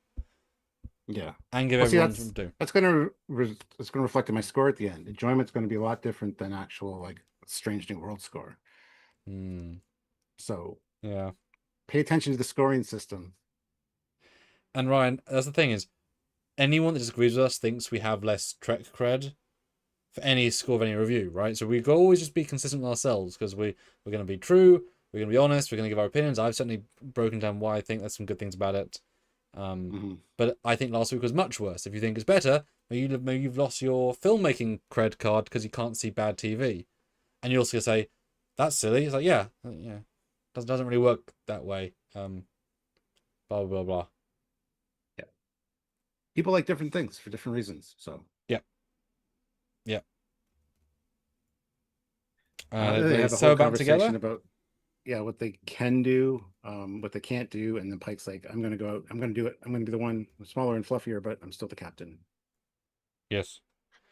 The fact they don't acknowledge that Chapel can now sew. I'm kind of okay that she learned, but they couldn't do it earlier. But I'm like, okay, I'm just enough to buy it. But at this point, now we know it's a dream. It doesn't make sense. Now, I do want to point out something interesting. This is a dream that Spock is having. How are we able to see other characters' perspectives? Because it's a dream. You don't have to see your own perspective from the dream. I mostly see from my own perspective. I don't know if I see dreams like television shows sometimes. I see other stuff going on besides my own. I Sometimes feel I'm like... not even in the fucking dream. Really? Yeah. See, I feel like I'm always in the dream, not necessarily first person, but I'm always in the dream. I don't know if I've ever had a dream where I'm just watching other stuff that I'm not in some form. Yeah. Because this shouldn't exist in a dream. That's really. as stupid as people saying about your fan films. That it's a holodeck program. You shouldn't be able to see the exterior of the ships. Yeah. It's a stupid fucking premise because it's a story. Yeah. It makes sense structurally, but not TV show wise. Although it would have been interesting if they played Spock in every single scene on purpose because he's the perspective character, right? Mm-hmm. That would have worked. That would actually be an interesting hint. But it's just interesting that that dream characters talk about how to rescue the guy who's dreaming when he's not around. Is it a meta? Is it interesting? Because it can't make sense, but it can, but also not. Mm-hmm. It's interesting. And Ryan says that's the problem. It's a dream. So at the end of the day, it doesn't matter. Exactly. So what's the matter if I like the episode for it being a dream, funny, fun, episode of Trek? Yeah. And Spock If has some invalidated your own point. Spock has some fun character growth. Yeah. If he didn't remember, be wasted. But he remembers, and Spring's great. Yeah. Fat Produce, can you talk about how Chapel is basically missing from the series? They haven't done any medical stories yet. Yeah. And she's the second medical person. So by definition, she's not...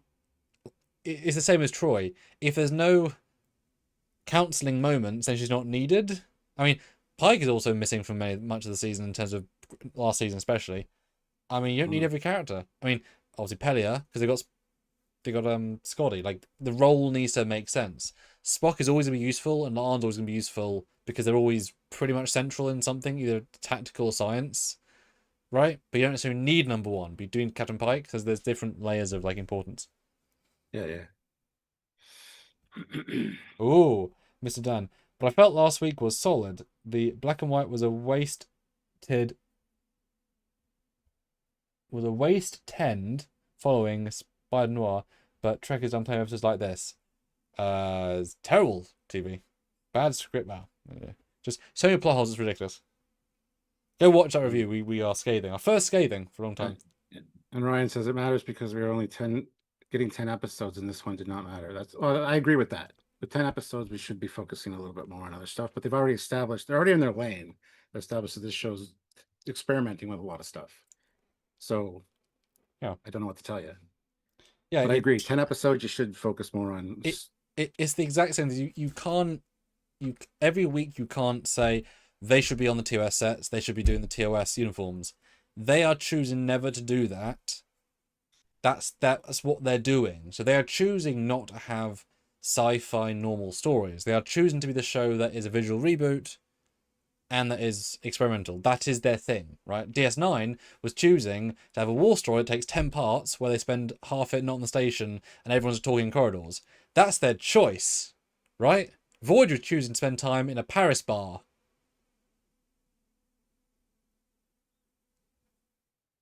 Right? Like, these are choices. You might not like them, but they are choices, and this show is a choice. Yeah. I did think Pike was going to be effective. I was waiting to see some of him going through Jeffrey's tubes like Die Hard, but I kind of liked the subversive expectation of him just sucking because also yeah, fair. Yeah. See, he get out of Jeffrey's tube, can't open a door, gets found instantly, gets got. I mean, there's nothing you can do, right? But back to the bar in a rather good scene. Well, Ryan says, good point. Thanks, guys. I enjoy your live shows. Thank you, Ryan, for showing up, and Oh damn! appreciate that. And we love the conversation. We want to be challenged because we have points to express, and we want to hear your like. If you hate this episode because we like it, then tell us why. Like to be constructive and say things like that's what we're here for, right? If you loved last week, tell us why. 100%, 100%. But where did you recognize this guy? I didn't. So. Oh really? Yeah. Oh damn. I'll tell you after he's been seen then. I thought him and the captain looked vaguely familiar and they sounded familiar, but I didn't care. So I looked them up later and I didn't know anything that they were in. So. Oh shit! Wow. Okay. What happens in the scene though? Talks about torture, getting the codes. It's captain's job. It's a woman's job, don't you know? And talk about the Orion situation where the females are in charge. The males just go along and do what they say. It's much easier to deal with. And then he kind of has a heart-to-heart with Spock when there's something else bothering you. What's going on? And here we go. What are you going to tell me? And it's like, no. There's more than that. It's an X. That's what it is. And again, this is Spock's psyche. So this episode is important for a lot of reasons because you're learning about Spock's anxiety and the way he perceives people treating him. And yes, he's dealing with a lot of his emotions in his dream. I love it. It's great. But yeah. Well, it is probably telling the way he deals with emotions. He's in a hostage situation where he's also barely gets through. It's not like he outwits everybody. He embraces the chaos of a silly situation to, Yeah. Ooh. RMKF 1982 throws in 20 euros. Oh my god, thank you. Oh, I feel so ill. Stuart, I feel. Oh god, he's going to puppet.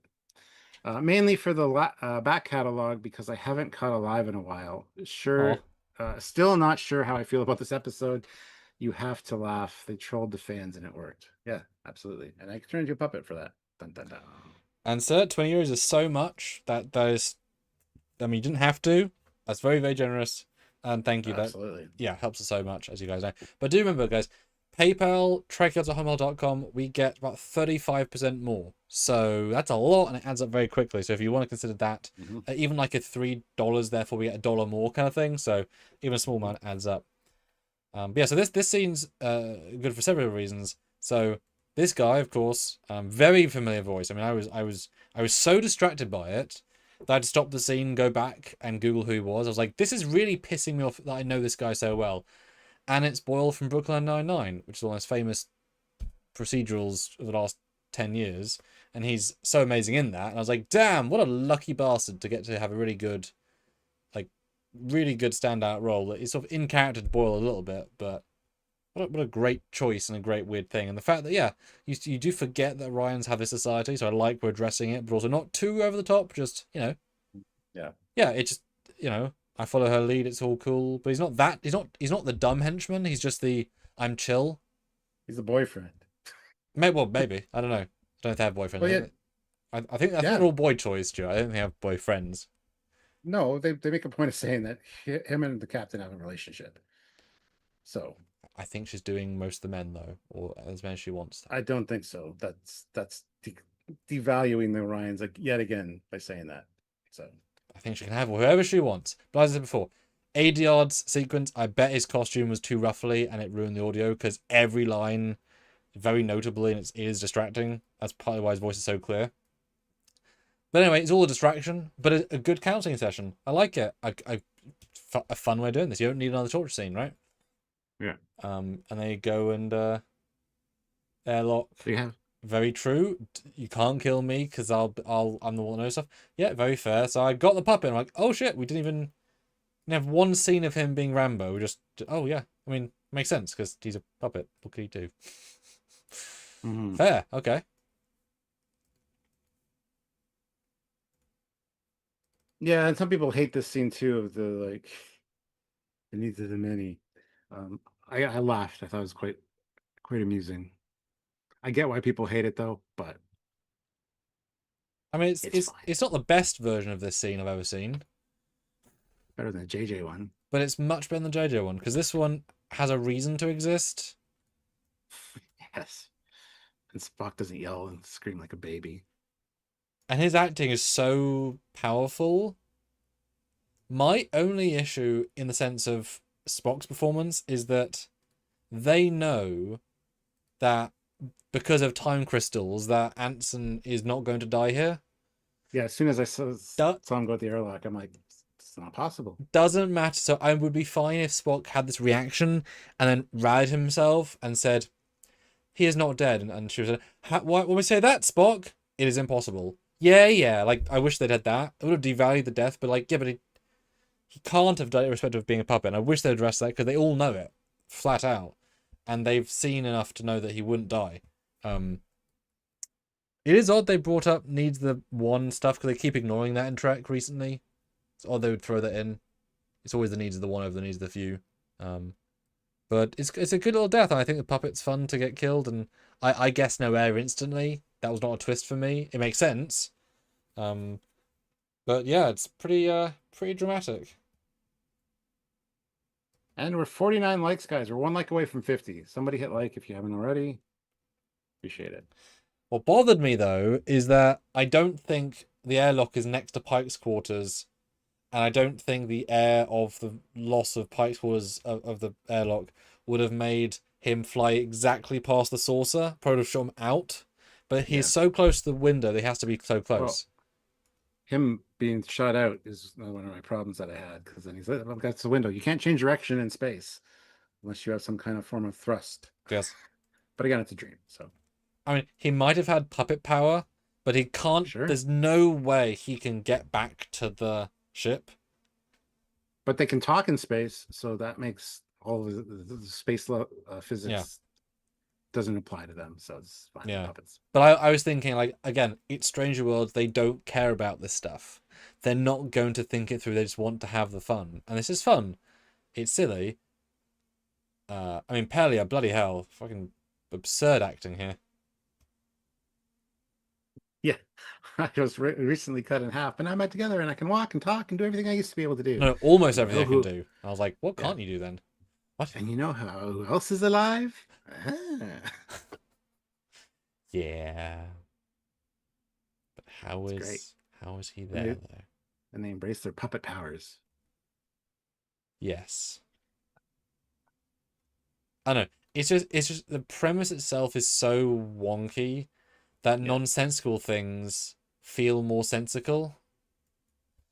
But again, Stranger Worlds they also, you know, went back in time and caused the dinosaurs, which doesn't work either for a myriad of reasons. So it's like, I mean,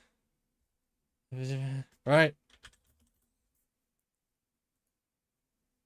I just like to know how they got Pike back inside the ship. Yup. Because again, doesn't make sense. But a dream, it's fine. They can't open an airlock. They can't open a window. Nope. They can open no doors and no windows. And they can't transport him back in because they can't really use the transporter until Scotty invents that glove. Yep. Because they do say he used the glove to beam everybody. Yep, glove's fine. At least the premise of the glove, anyway.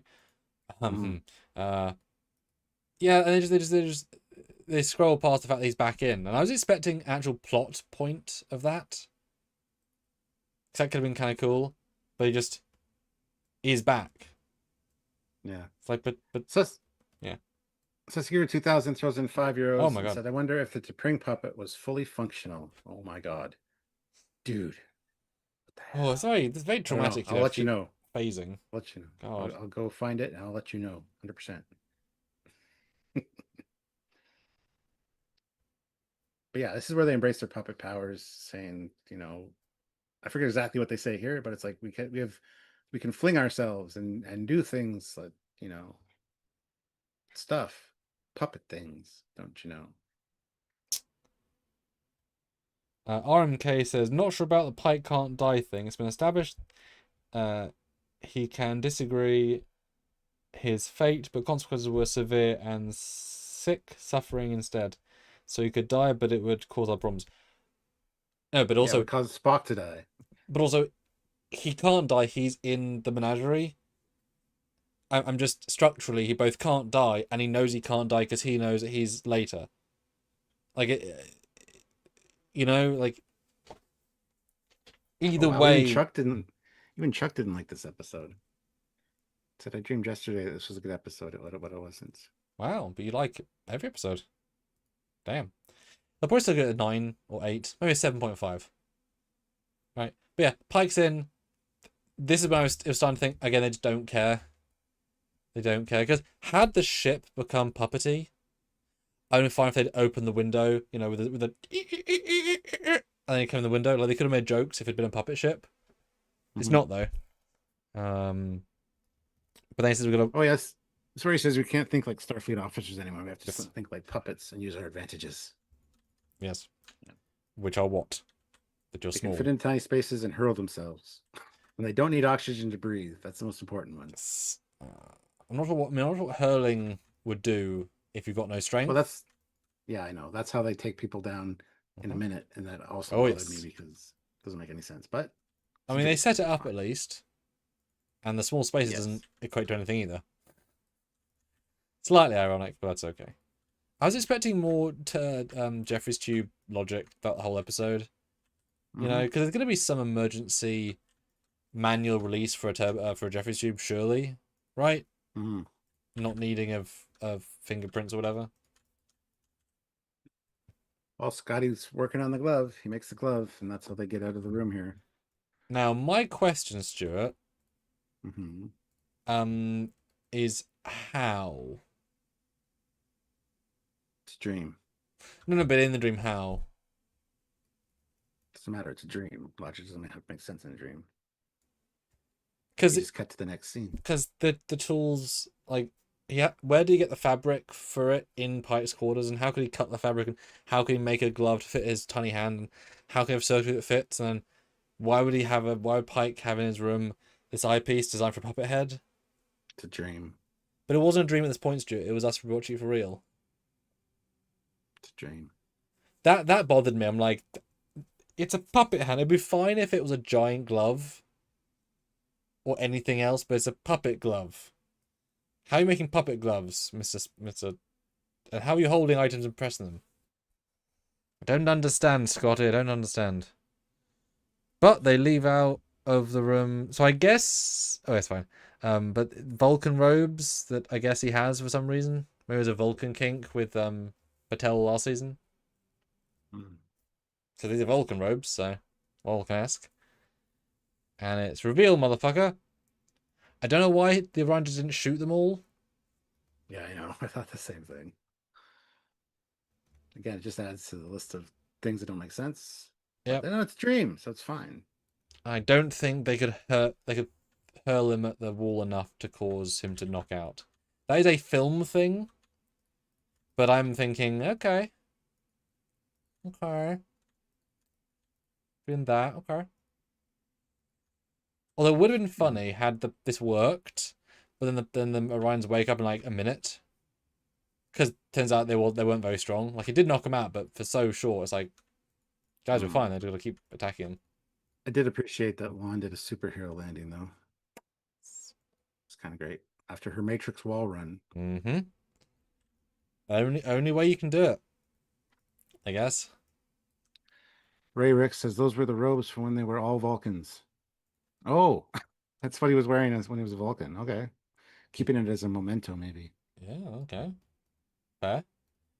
But yeah, they work as a team, a small team, and they knock him out. Pelia finally gives him closure with the guy the guy's been fighting with, in theory, saying, he's a very oversensitive chap. You're not. Yeah. And also, his father was a high rank, so member of the council. Yeah, so he got special privileges anyway, so they're on the board. That's it. Yeah. So you wouldn't have, whatever you were doing, he was always going to do more because rich dad. Yeah. Which I think is a nice little twist. I wish it was real. Because Spock can't know this, so it's not real, right? Declan is real. Yeah, but Spock doesn't know this Spock about knows him. About Declan. No, but he knows about Declan. Yeah.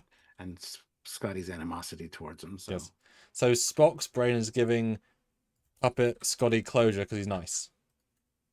Sure. He's just making an assumption about what happened. Okay. Sure. Ah. But then T'Pring is found and brought into Spock, and I love the little torture scene of I should always be torturing people. And oh look, I'm gonna burn your hand. Well, I am a Vulcan puppet, and I don't feel pain.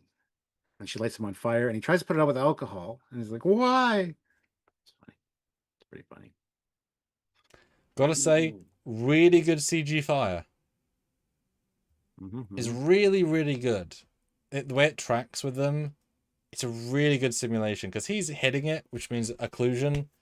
It's really, really well done. It's got a certain, like, it should be brighter probably in real life, but it's so well tracked on him. Like that last bit before he knocks himself out is so good. It's great. Really good CG fire. I did think he wouldn't knock himself out, and I thought he's now going to burn to death, which is really a really sad thing for him because he's on fire. But again, dream. So, bit brutal of Spock to burn this guy alive. But hashtag say to Spock? Yeah. I don't know. And then we get a Volk or a puppet mind meld. We don't have time to talk about this. Here's the plan. Yes. That again, I thought. I don't think they can do that. I don't think a puppet can mind meld with a non-puppet, and also does she have a brain? Don't know. That's another one I just took as you're pushing it a bit far here, guys. And just burned her hand. You'd think that would hurt her mind meld ability. It's like okay. But now we're getting to the actual ridiculousness, right? This is all serious, Stuart. Now we're getting to ridiculousness. Sasaguro 2000 throws in €5. Says that scene made me think of Corridor Crew because that rather obvious CGI fire isn't bright enough. Yeah. Good fire, not bright enough. But I did like the shorthand of let's just go straight to now he knows. Moving on. That does kind of work for me, I'll be honest. Even though it's a bit abrupt. Yeah. But she messages from the bridge saying, "Do you have the codes yet?" No. Hello. I'll have to do this myself. Hello, computer. Great. Yeah. And then the chaos, as they say, truly begins. Let's take back our bridge. The entire part. A lot of confidence. Where's your other hundreds of people, Pike? Why don't you care about them? Just one though. When they start attacking, I did find this all a little bit silly. I'll be honest. These are, as they say, they're trained Orions who have guns, and yet this is enough to stop them. It's like okay.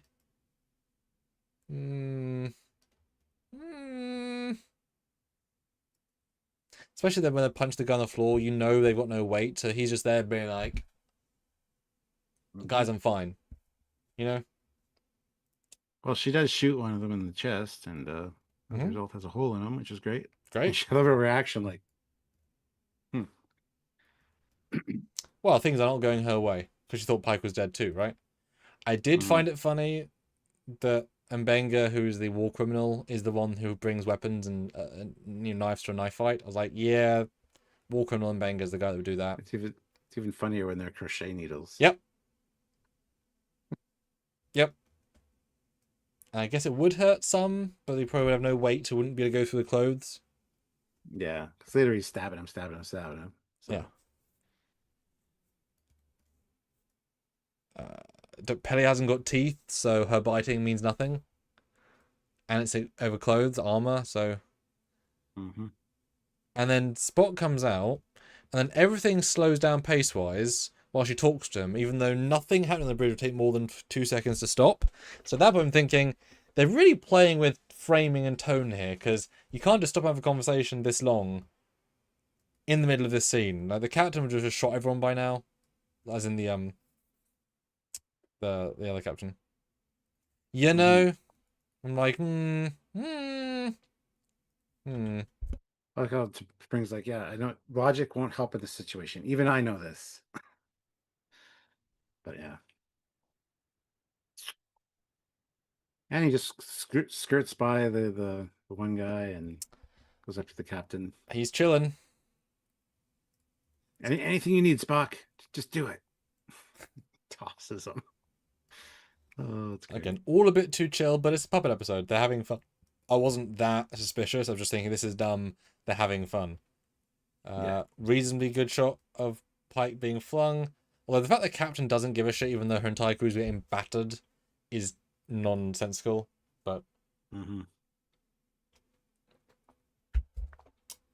So Warpig Gaming says, so the puppets came up in the lift on their own. Yes, Scotty's got the glove that can do things now. yeah, that's at this point that's fine. That's the one thing that now they can do some stuff. You should be complaining about the fact that T'Bring comes up in the turbo lift at the beginning on her own. But hey, which we said we talked about earlier. Yep. But yeah, Pike face plants her and shoves his crotch right in her face, puppet crotch. And then this works better on second viewing, I find. So I was thinking, all right, what's Spock's plan? He goes down, presses 3 buttons, and then I love his just sitting there not saying anything. Yeah, second time is actually really satisfying. Fantastic. I would say. Yeah. And seeing the actress play the scene as long as she felt the need to. Keep going. Say something. That like I really like this little tet for tet, and then it's satisfying. I found when then Pike comes in because he's fine, totally fine. Oh yeah, we should take care of Spock. Yeah. Well, I will say I did think we know for a fact that people like this can do stuff with their breathing. Spock could last more than 50 seconds without air. He fell unconscious seconds after them. He could be fine for minutes, right? And they wouldn't take 20 seconds to go unconscious either. That takes longer. Maybe they made a vacuum rather than just eat the air out. But I was like, that doesn't quite work that fast. It's a dream. But it's also a dream, Stuart. And we're now at the point of being ultra silly. So I'm like, you know what? Plus, he's about to wake up soon. So yes, maybe the dreams. Some dreams wrap up rather quickly and it don't make sense at the end. So it's fine. Yes. Which is a caveat you've just got to give to it. For better and worse. But they explain it. We put an oxygen mask on you just in time and rolled you out on a dolly. Sure. I was kind of impressed they still tried to trick us until right at the end. Because they could have... This would be an obvious moment to end the plot. Nope, we're going to keep going. Nope. We're going to keep going. So, oh, cool. Yeah.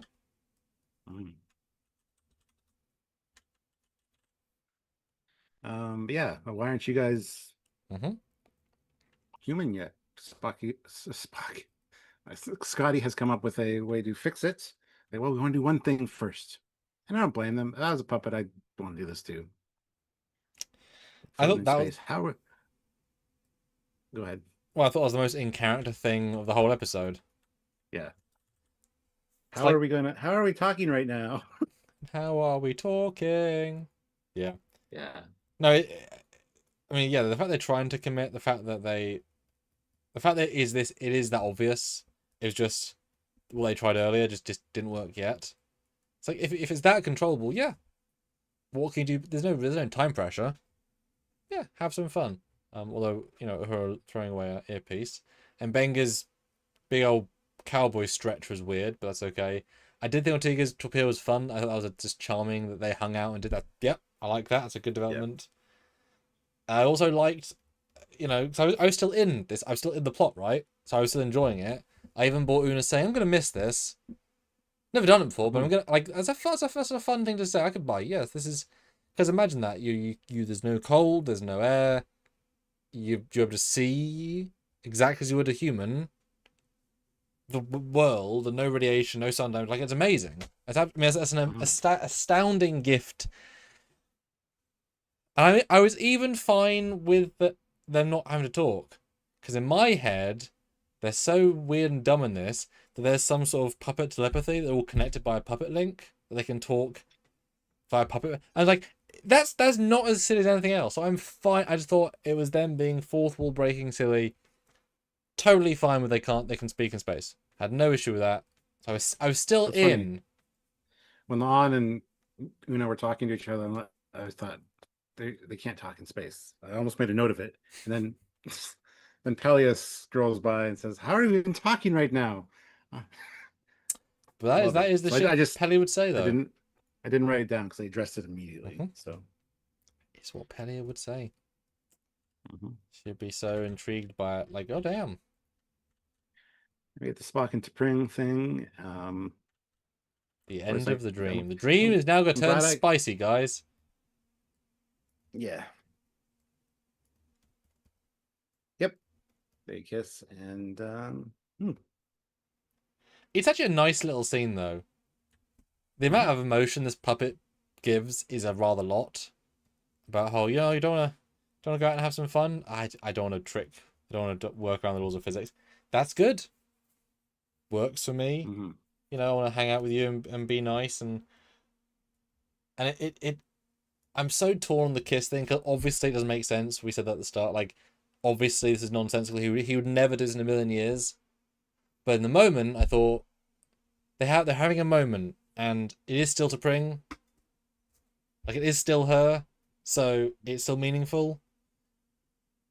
This puppet, and you only live once.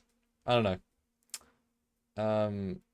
I just thought it was creepy. All the puppets are starting peeping toms then, because they're right on that window to be seen. It's like, guys, stop peeping on Spock getting on with a puppet, which is the implication of them going down. But he wakes up. I was at first absolutely fine with that he passed out and T'Pring's back. I was like, yep, fine with it. But no. No, Stuart. All is not what it seems. Indeed, it was a dream. Yeah. He passed out because the shuttle got affected by the transport thing, sort of the buoys that he dropped, and he's been knocked out ever since. And Bungus checked him out. He's fine. Thought it'd be better in his quarters. So here he is, waking up. And T'Pring there to take care of him. And he's like, I had a dream, and you helped me in my dream. And she's like, good, because that's what I came here for. I'm glad I could assist even in dream form. Why don't you tell me about your dream? Let's go get some tea. And then he notices Ricky. Ricky. He's got a thing against puppets. Even in the transporter room at the beginning, when he first got introduced, he's like, doesn't like puppets. That's fine. Why he's confused by them, you know. And it is weird that Scotty would bring this puppet that tormented him to his school. It's a bit weird. Not the weirdest thing you've ever done in your life, Mr. Scott, I'm guessing, but you know. Yeah. So what did you think? Good end of the episode. I really like this. So what did you think though? It was all a dream. Big old twist, big old reveal. How did you feel, and how do you feel now to turn the whole thing into a gentle farce? I was like, I really like that. Because Mm, like they can't really come back from this puppet thing. It's kind of silly. But kind of. and I thought that they played it right up to the end, and then it's like boom. As soon as he wakes up, I'm like, oh yeah, okay, thank God. And then it's like, when did you turn back? What do you mean? Mm-hmm. We're a puppet. I've never been a puppet. I thought, okay, good. Whew. Now I can enjoy this much more than I was. So yeah. So it kind of took the pressure off you in a sense.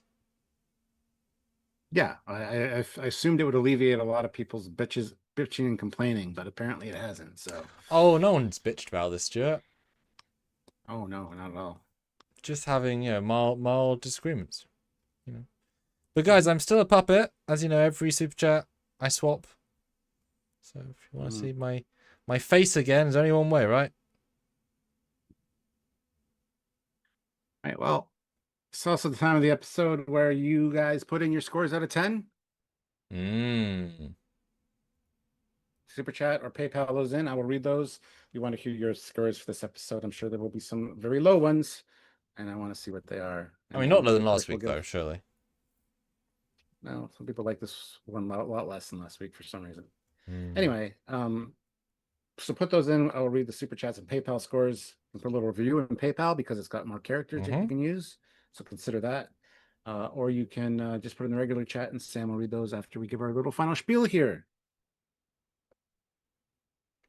And Jay says, just because it was all a dream doesn't mean they didn't waste entire episode of a short season. They could have been better used for actual Star Trek. I mean, it's not a short season. They're all this season length. So this is just a season of Star Trek. It has been for the last 10 years. Sorry, I'm just saying that it's not a short season. A short season will be next season, just definitionally. And it's not a waste because Spock gets some great stuff in it. So yeah, you get to see into Spock's psyche and you get to get some T'Pring stuff going on. Yeah. So it actually isn't a waste of an episode. It's not the best use of one, but it's not a waste of one. It actually isn't. Yeah. And yeah, I like this last scene. Well, T'Pring's great. I hope they have more scenes together. I like how it's kind of, he's a bit defensive at the start of like, I dreamt you're a puppet. She's like, is that creepy sex thing? He's like, no, everyone's a puppet. Oh, you sense that like coming down the mountain of, yeah, no, it's not creepy.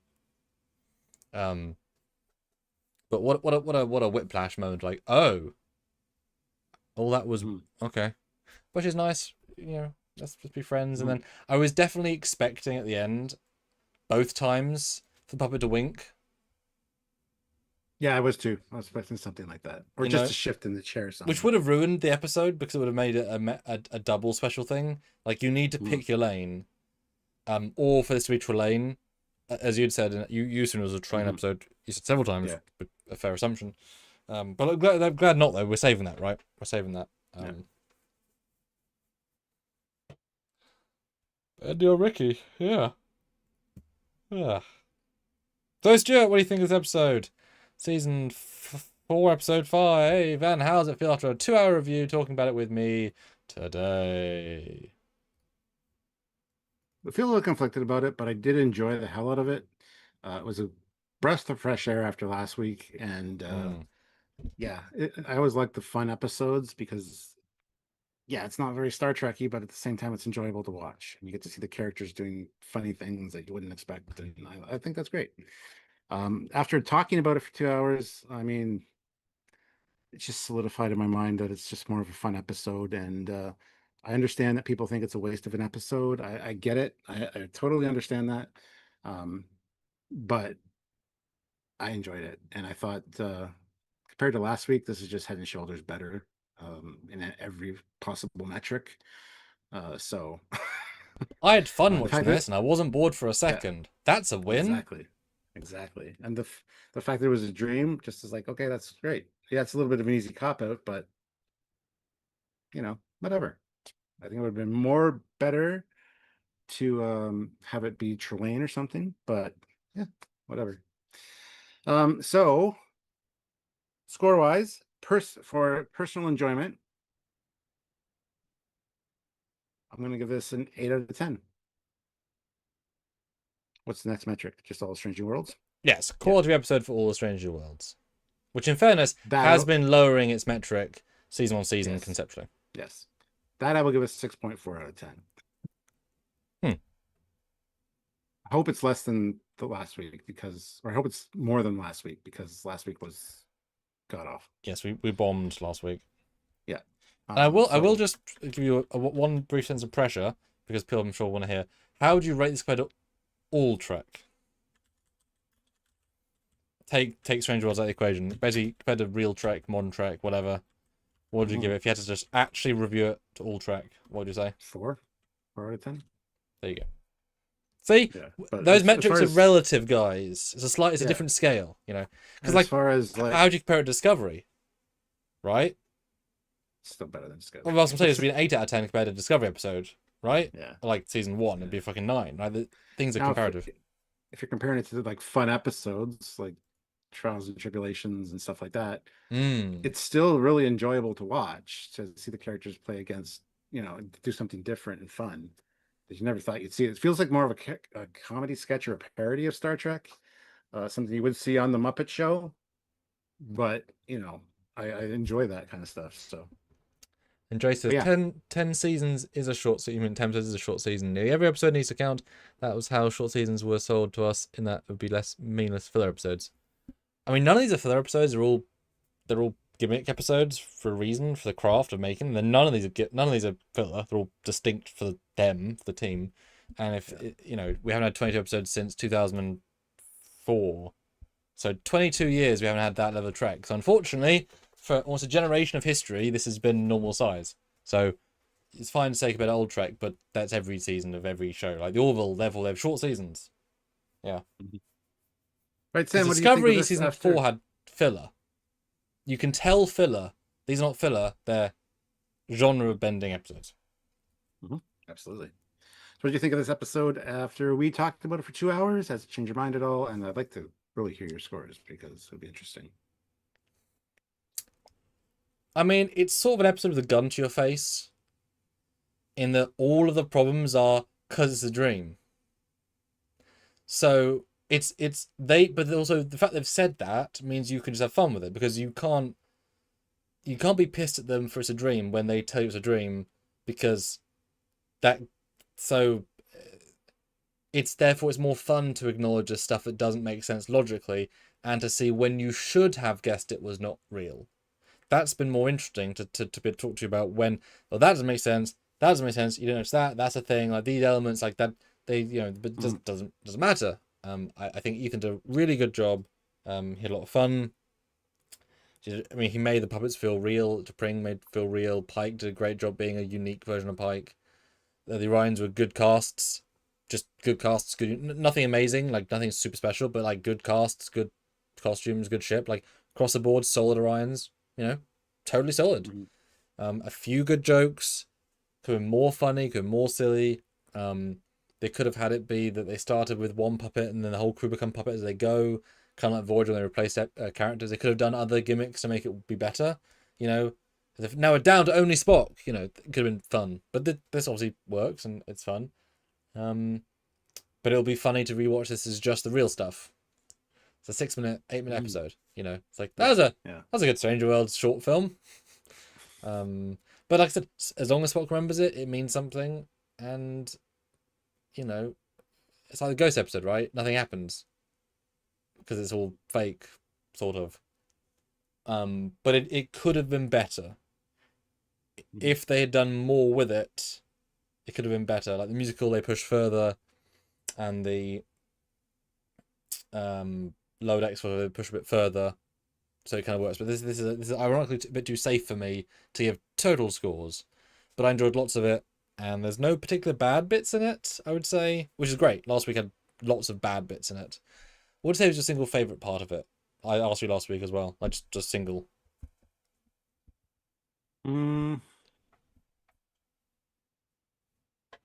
Probably the Orion captain, honestly. I'll say T'Pring to be safe, but the joke of Scotty with the torpedo is quite funny. I don't know why, just the way he filmed it, it's funny. Score wise, difficult in a good way. I think I enjoy it a little bit less the second time because there's less in it than there could be. So I'll say enjoyment wise, I'll go 6.7. All Stranger Worlds quality wise, I mean, you gotta go like 5 because you could just keep naming better episodes, but there are definitely worse episodes. So, yeah, average for Stranger Worlds because it's a weird show now. If it was only season 1, it'd be the worst of Stranger Worlds, but there's also been worse episodes of Stranger Worlds I don't like as much. But yeah, for comparison, guys, I like this one 2 times more than last week. Yeah. So that's how much for us last week was worse, and you also like it almost twice as much. Oh, good. Okay. I'm summarizing, but yeah, almost. Yeah. Well, there you go. The important thing is, this is divided fans, and that creates conversation around Star Trek. So, good or bad, that's a good thing, I think. It's also a bad thing in a lot of ways, but still, people are talking about it, and that's good.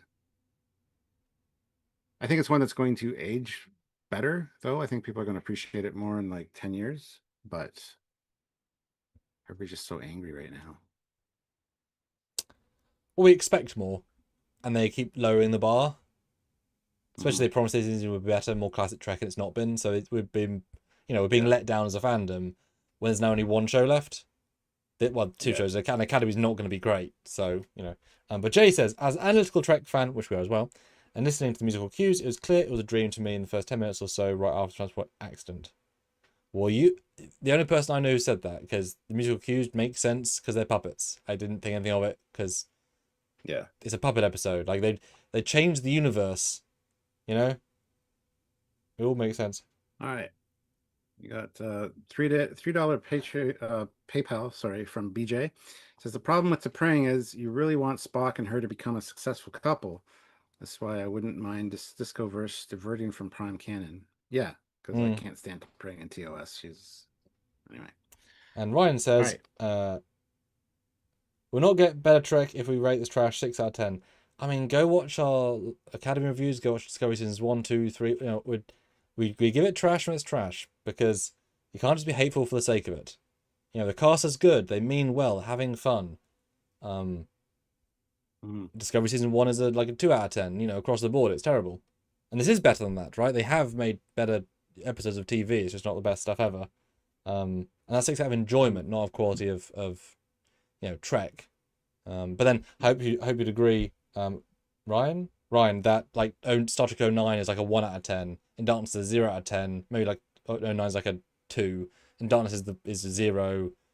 You know, those things are just zeros out of 10, right? You must agree. And Beyond is like a 5 or 6. Then the one's like a -2. You know, because those are much worse than this. So Seguro 2000 throws in €5 and says, "I'm giving this both a 0 out of 10 and a 10 out of 10." I like it. Damn. Ray Ricks, £5, 3 out of 10. 1 point for puppet work, 1 point for T'Pring, 1 for just because you guys like it so much. Cool. All Is Dust throws in £5, so thank you.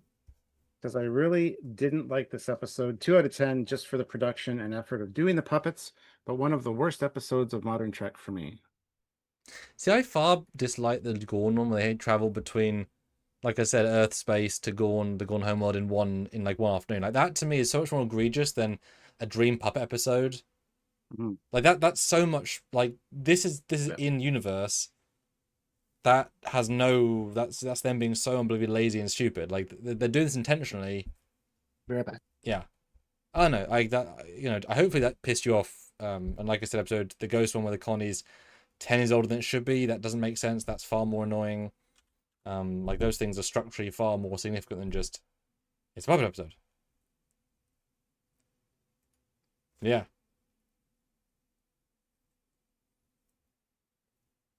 Yeah, I know, it's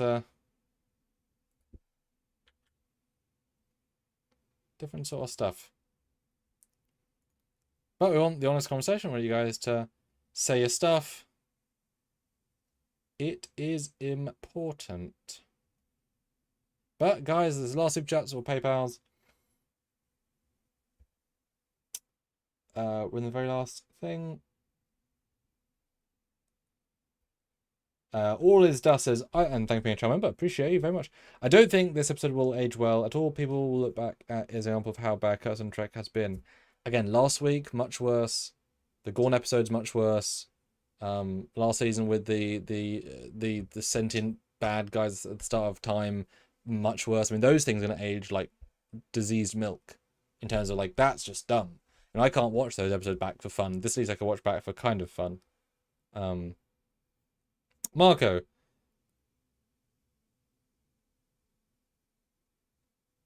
Yeah, so it's so interesting. So interesting.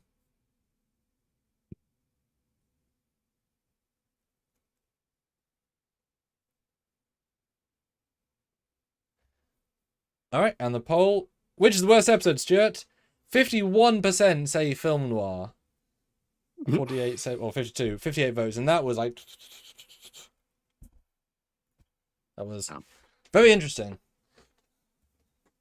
I think we had a PayPal. Did you read that already?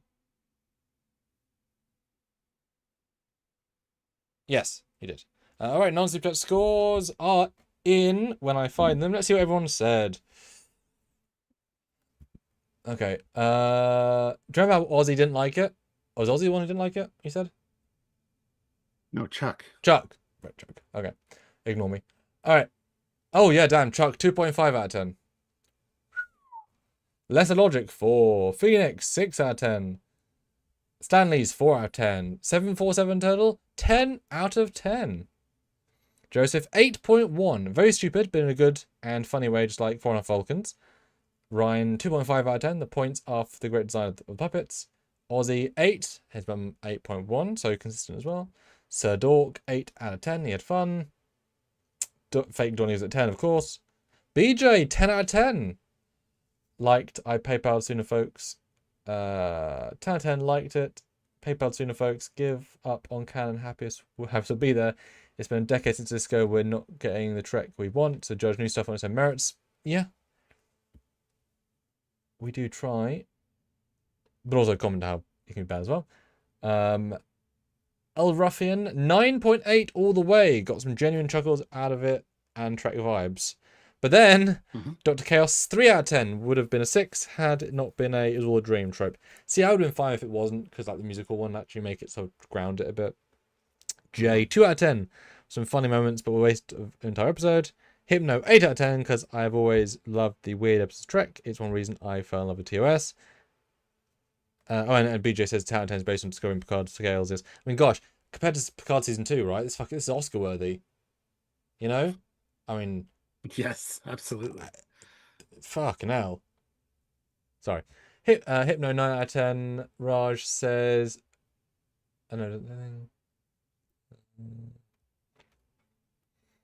Marco 7 out of 10. Ryan, why not have a rating system that is just most Trek is 1 out of 10 and only the awesome top 10? 5-star episodes are a 10 out of 10, so Trek 3 would be... Because that's weird. What's the point in that? Then you can't... You have to have like 0.1, 0.11. You have to like... It would be a waste of a metric. Damn, okay. There's a delineation that needs to happen. You can't do that.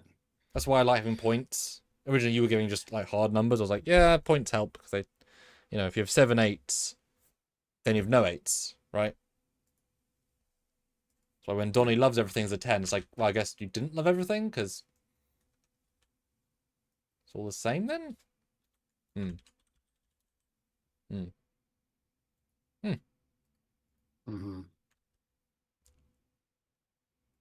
All right, that's it, guys. Thank you so much for watching. We appreciate you. Sorry everybody hated it. No, only half. Yeah. Only half. Anyway. Until next time, he's Commander Cockins. He's got a... Wait, hold on. And Puppet me as well. Oh god, he's moved. He's actually moved. How's he moved? That's weird. He's alive. Goodbye! Don't know why he's got a voice. But he's watching you.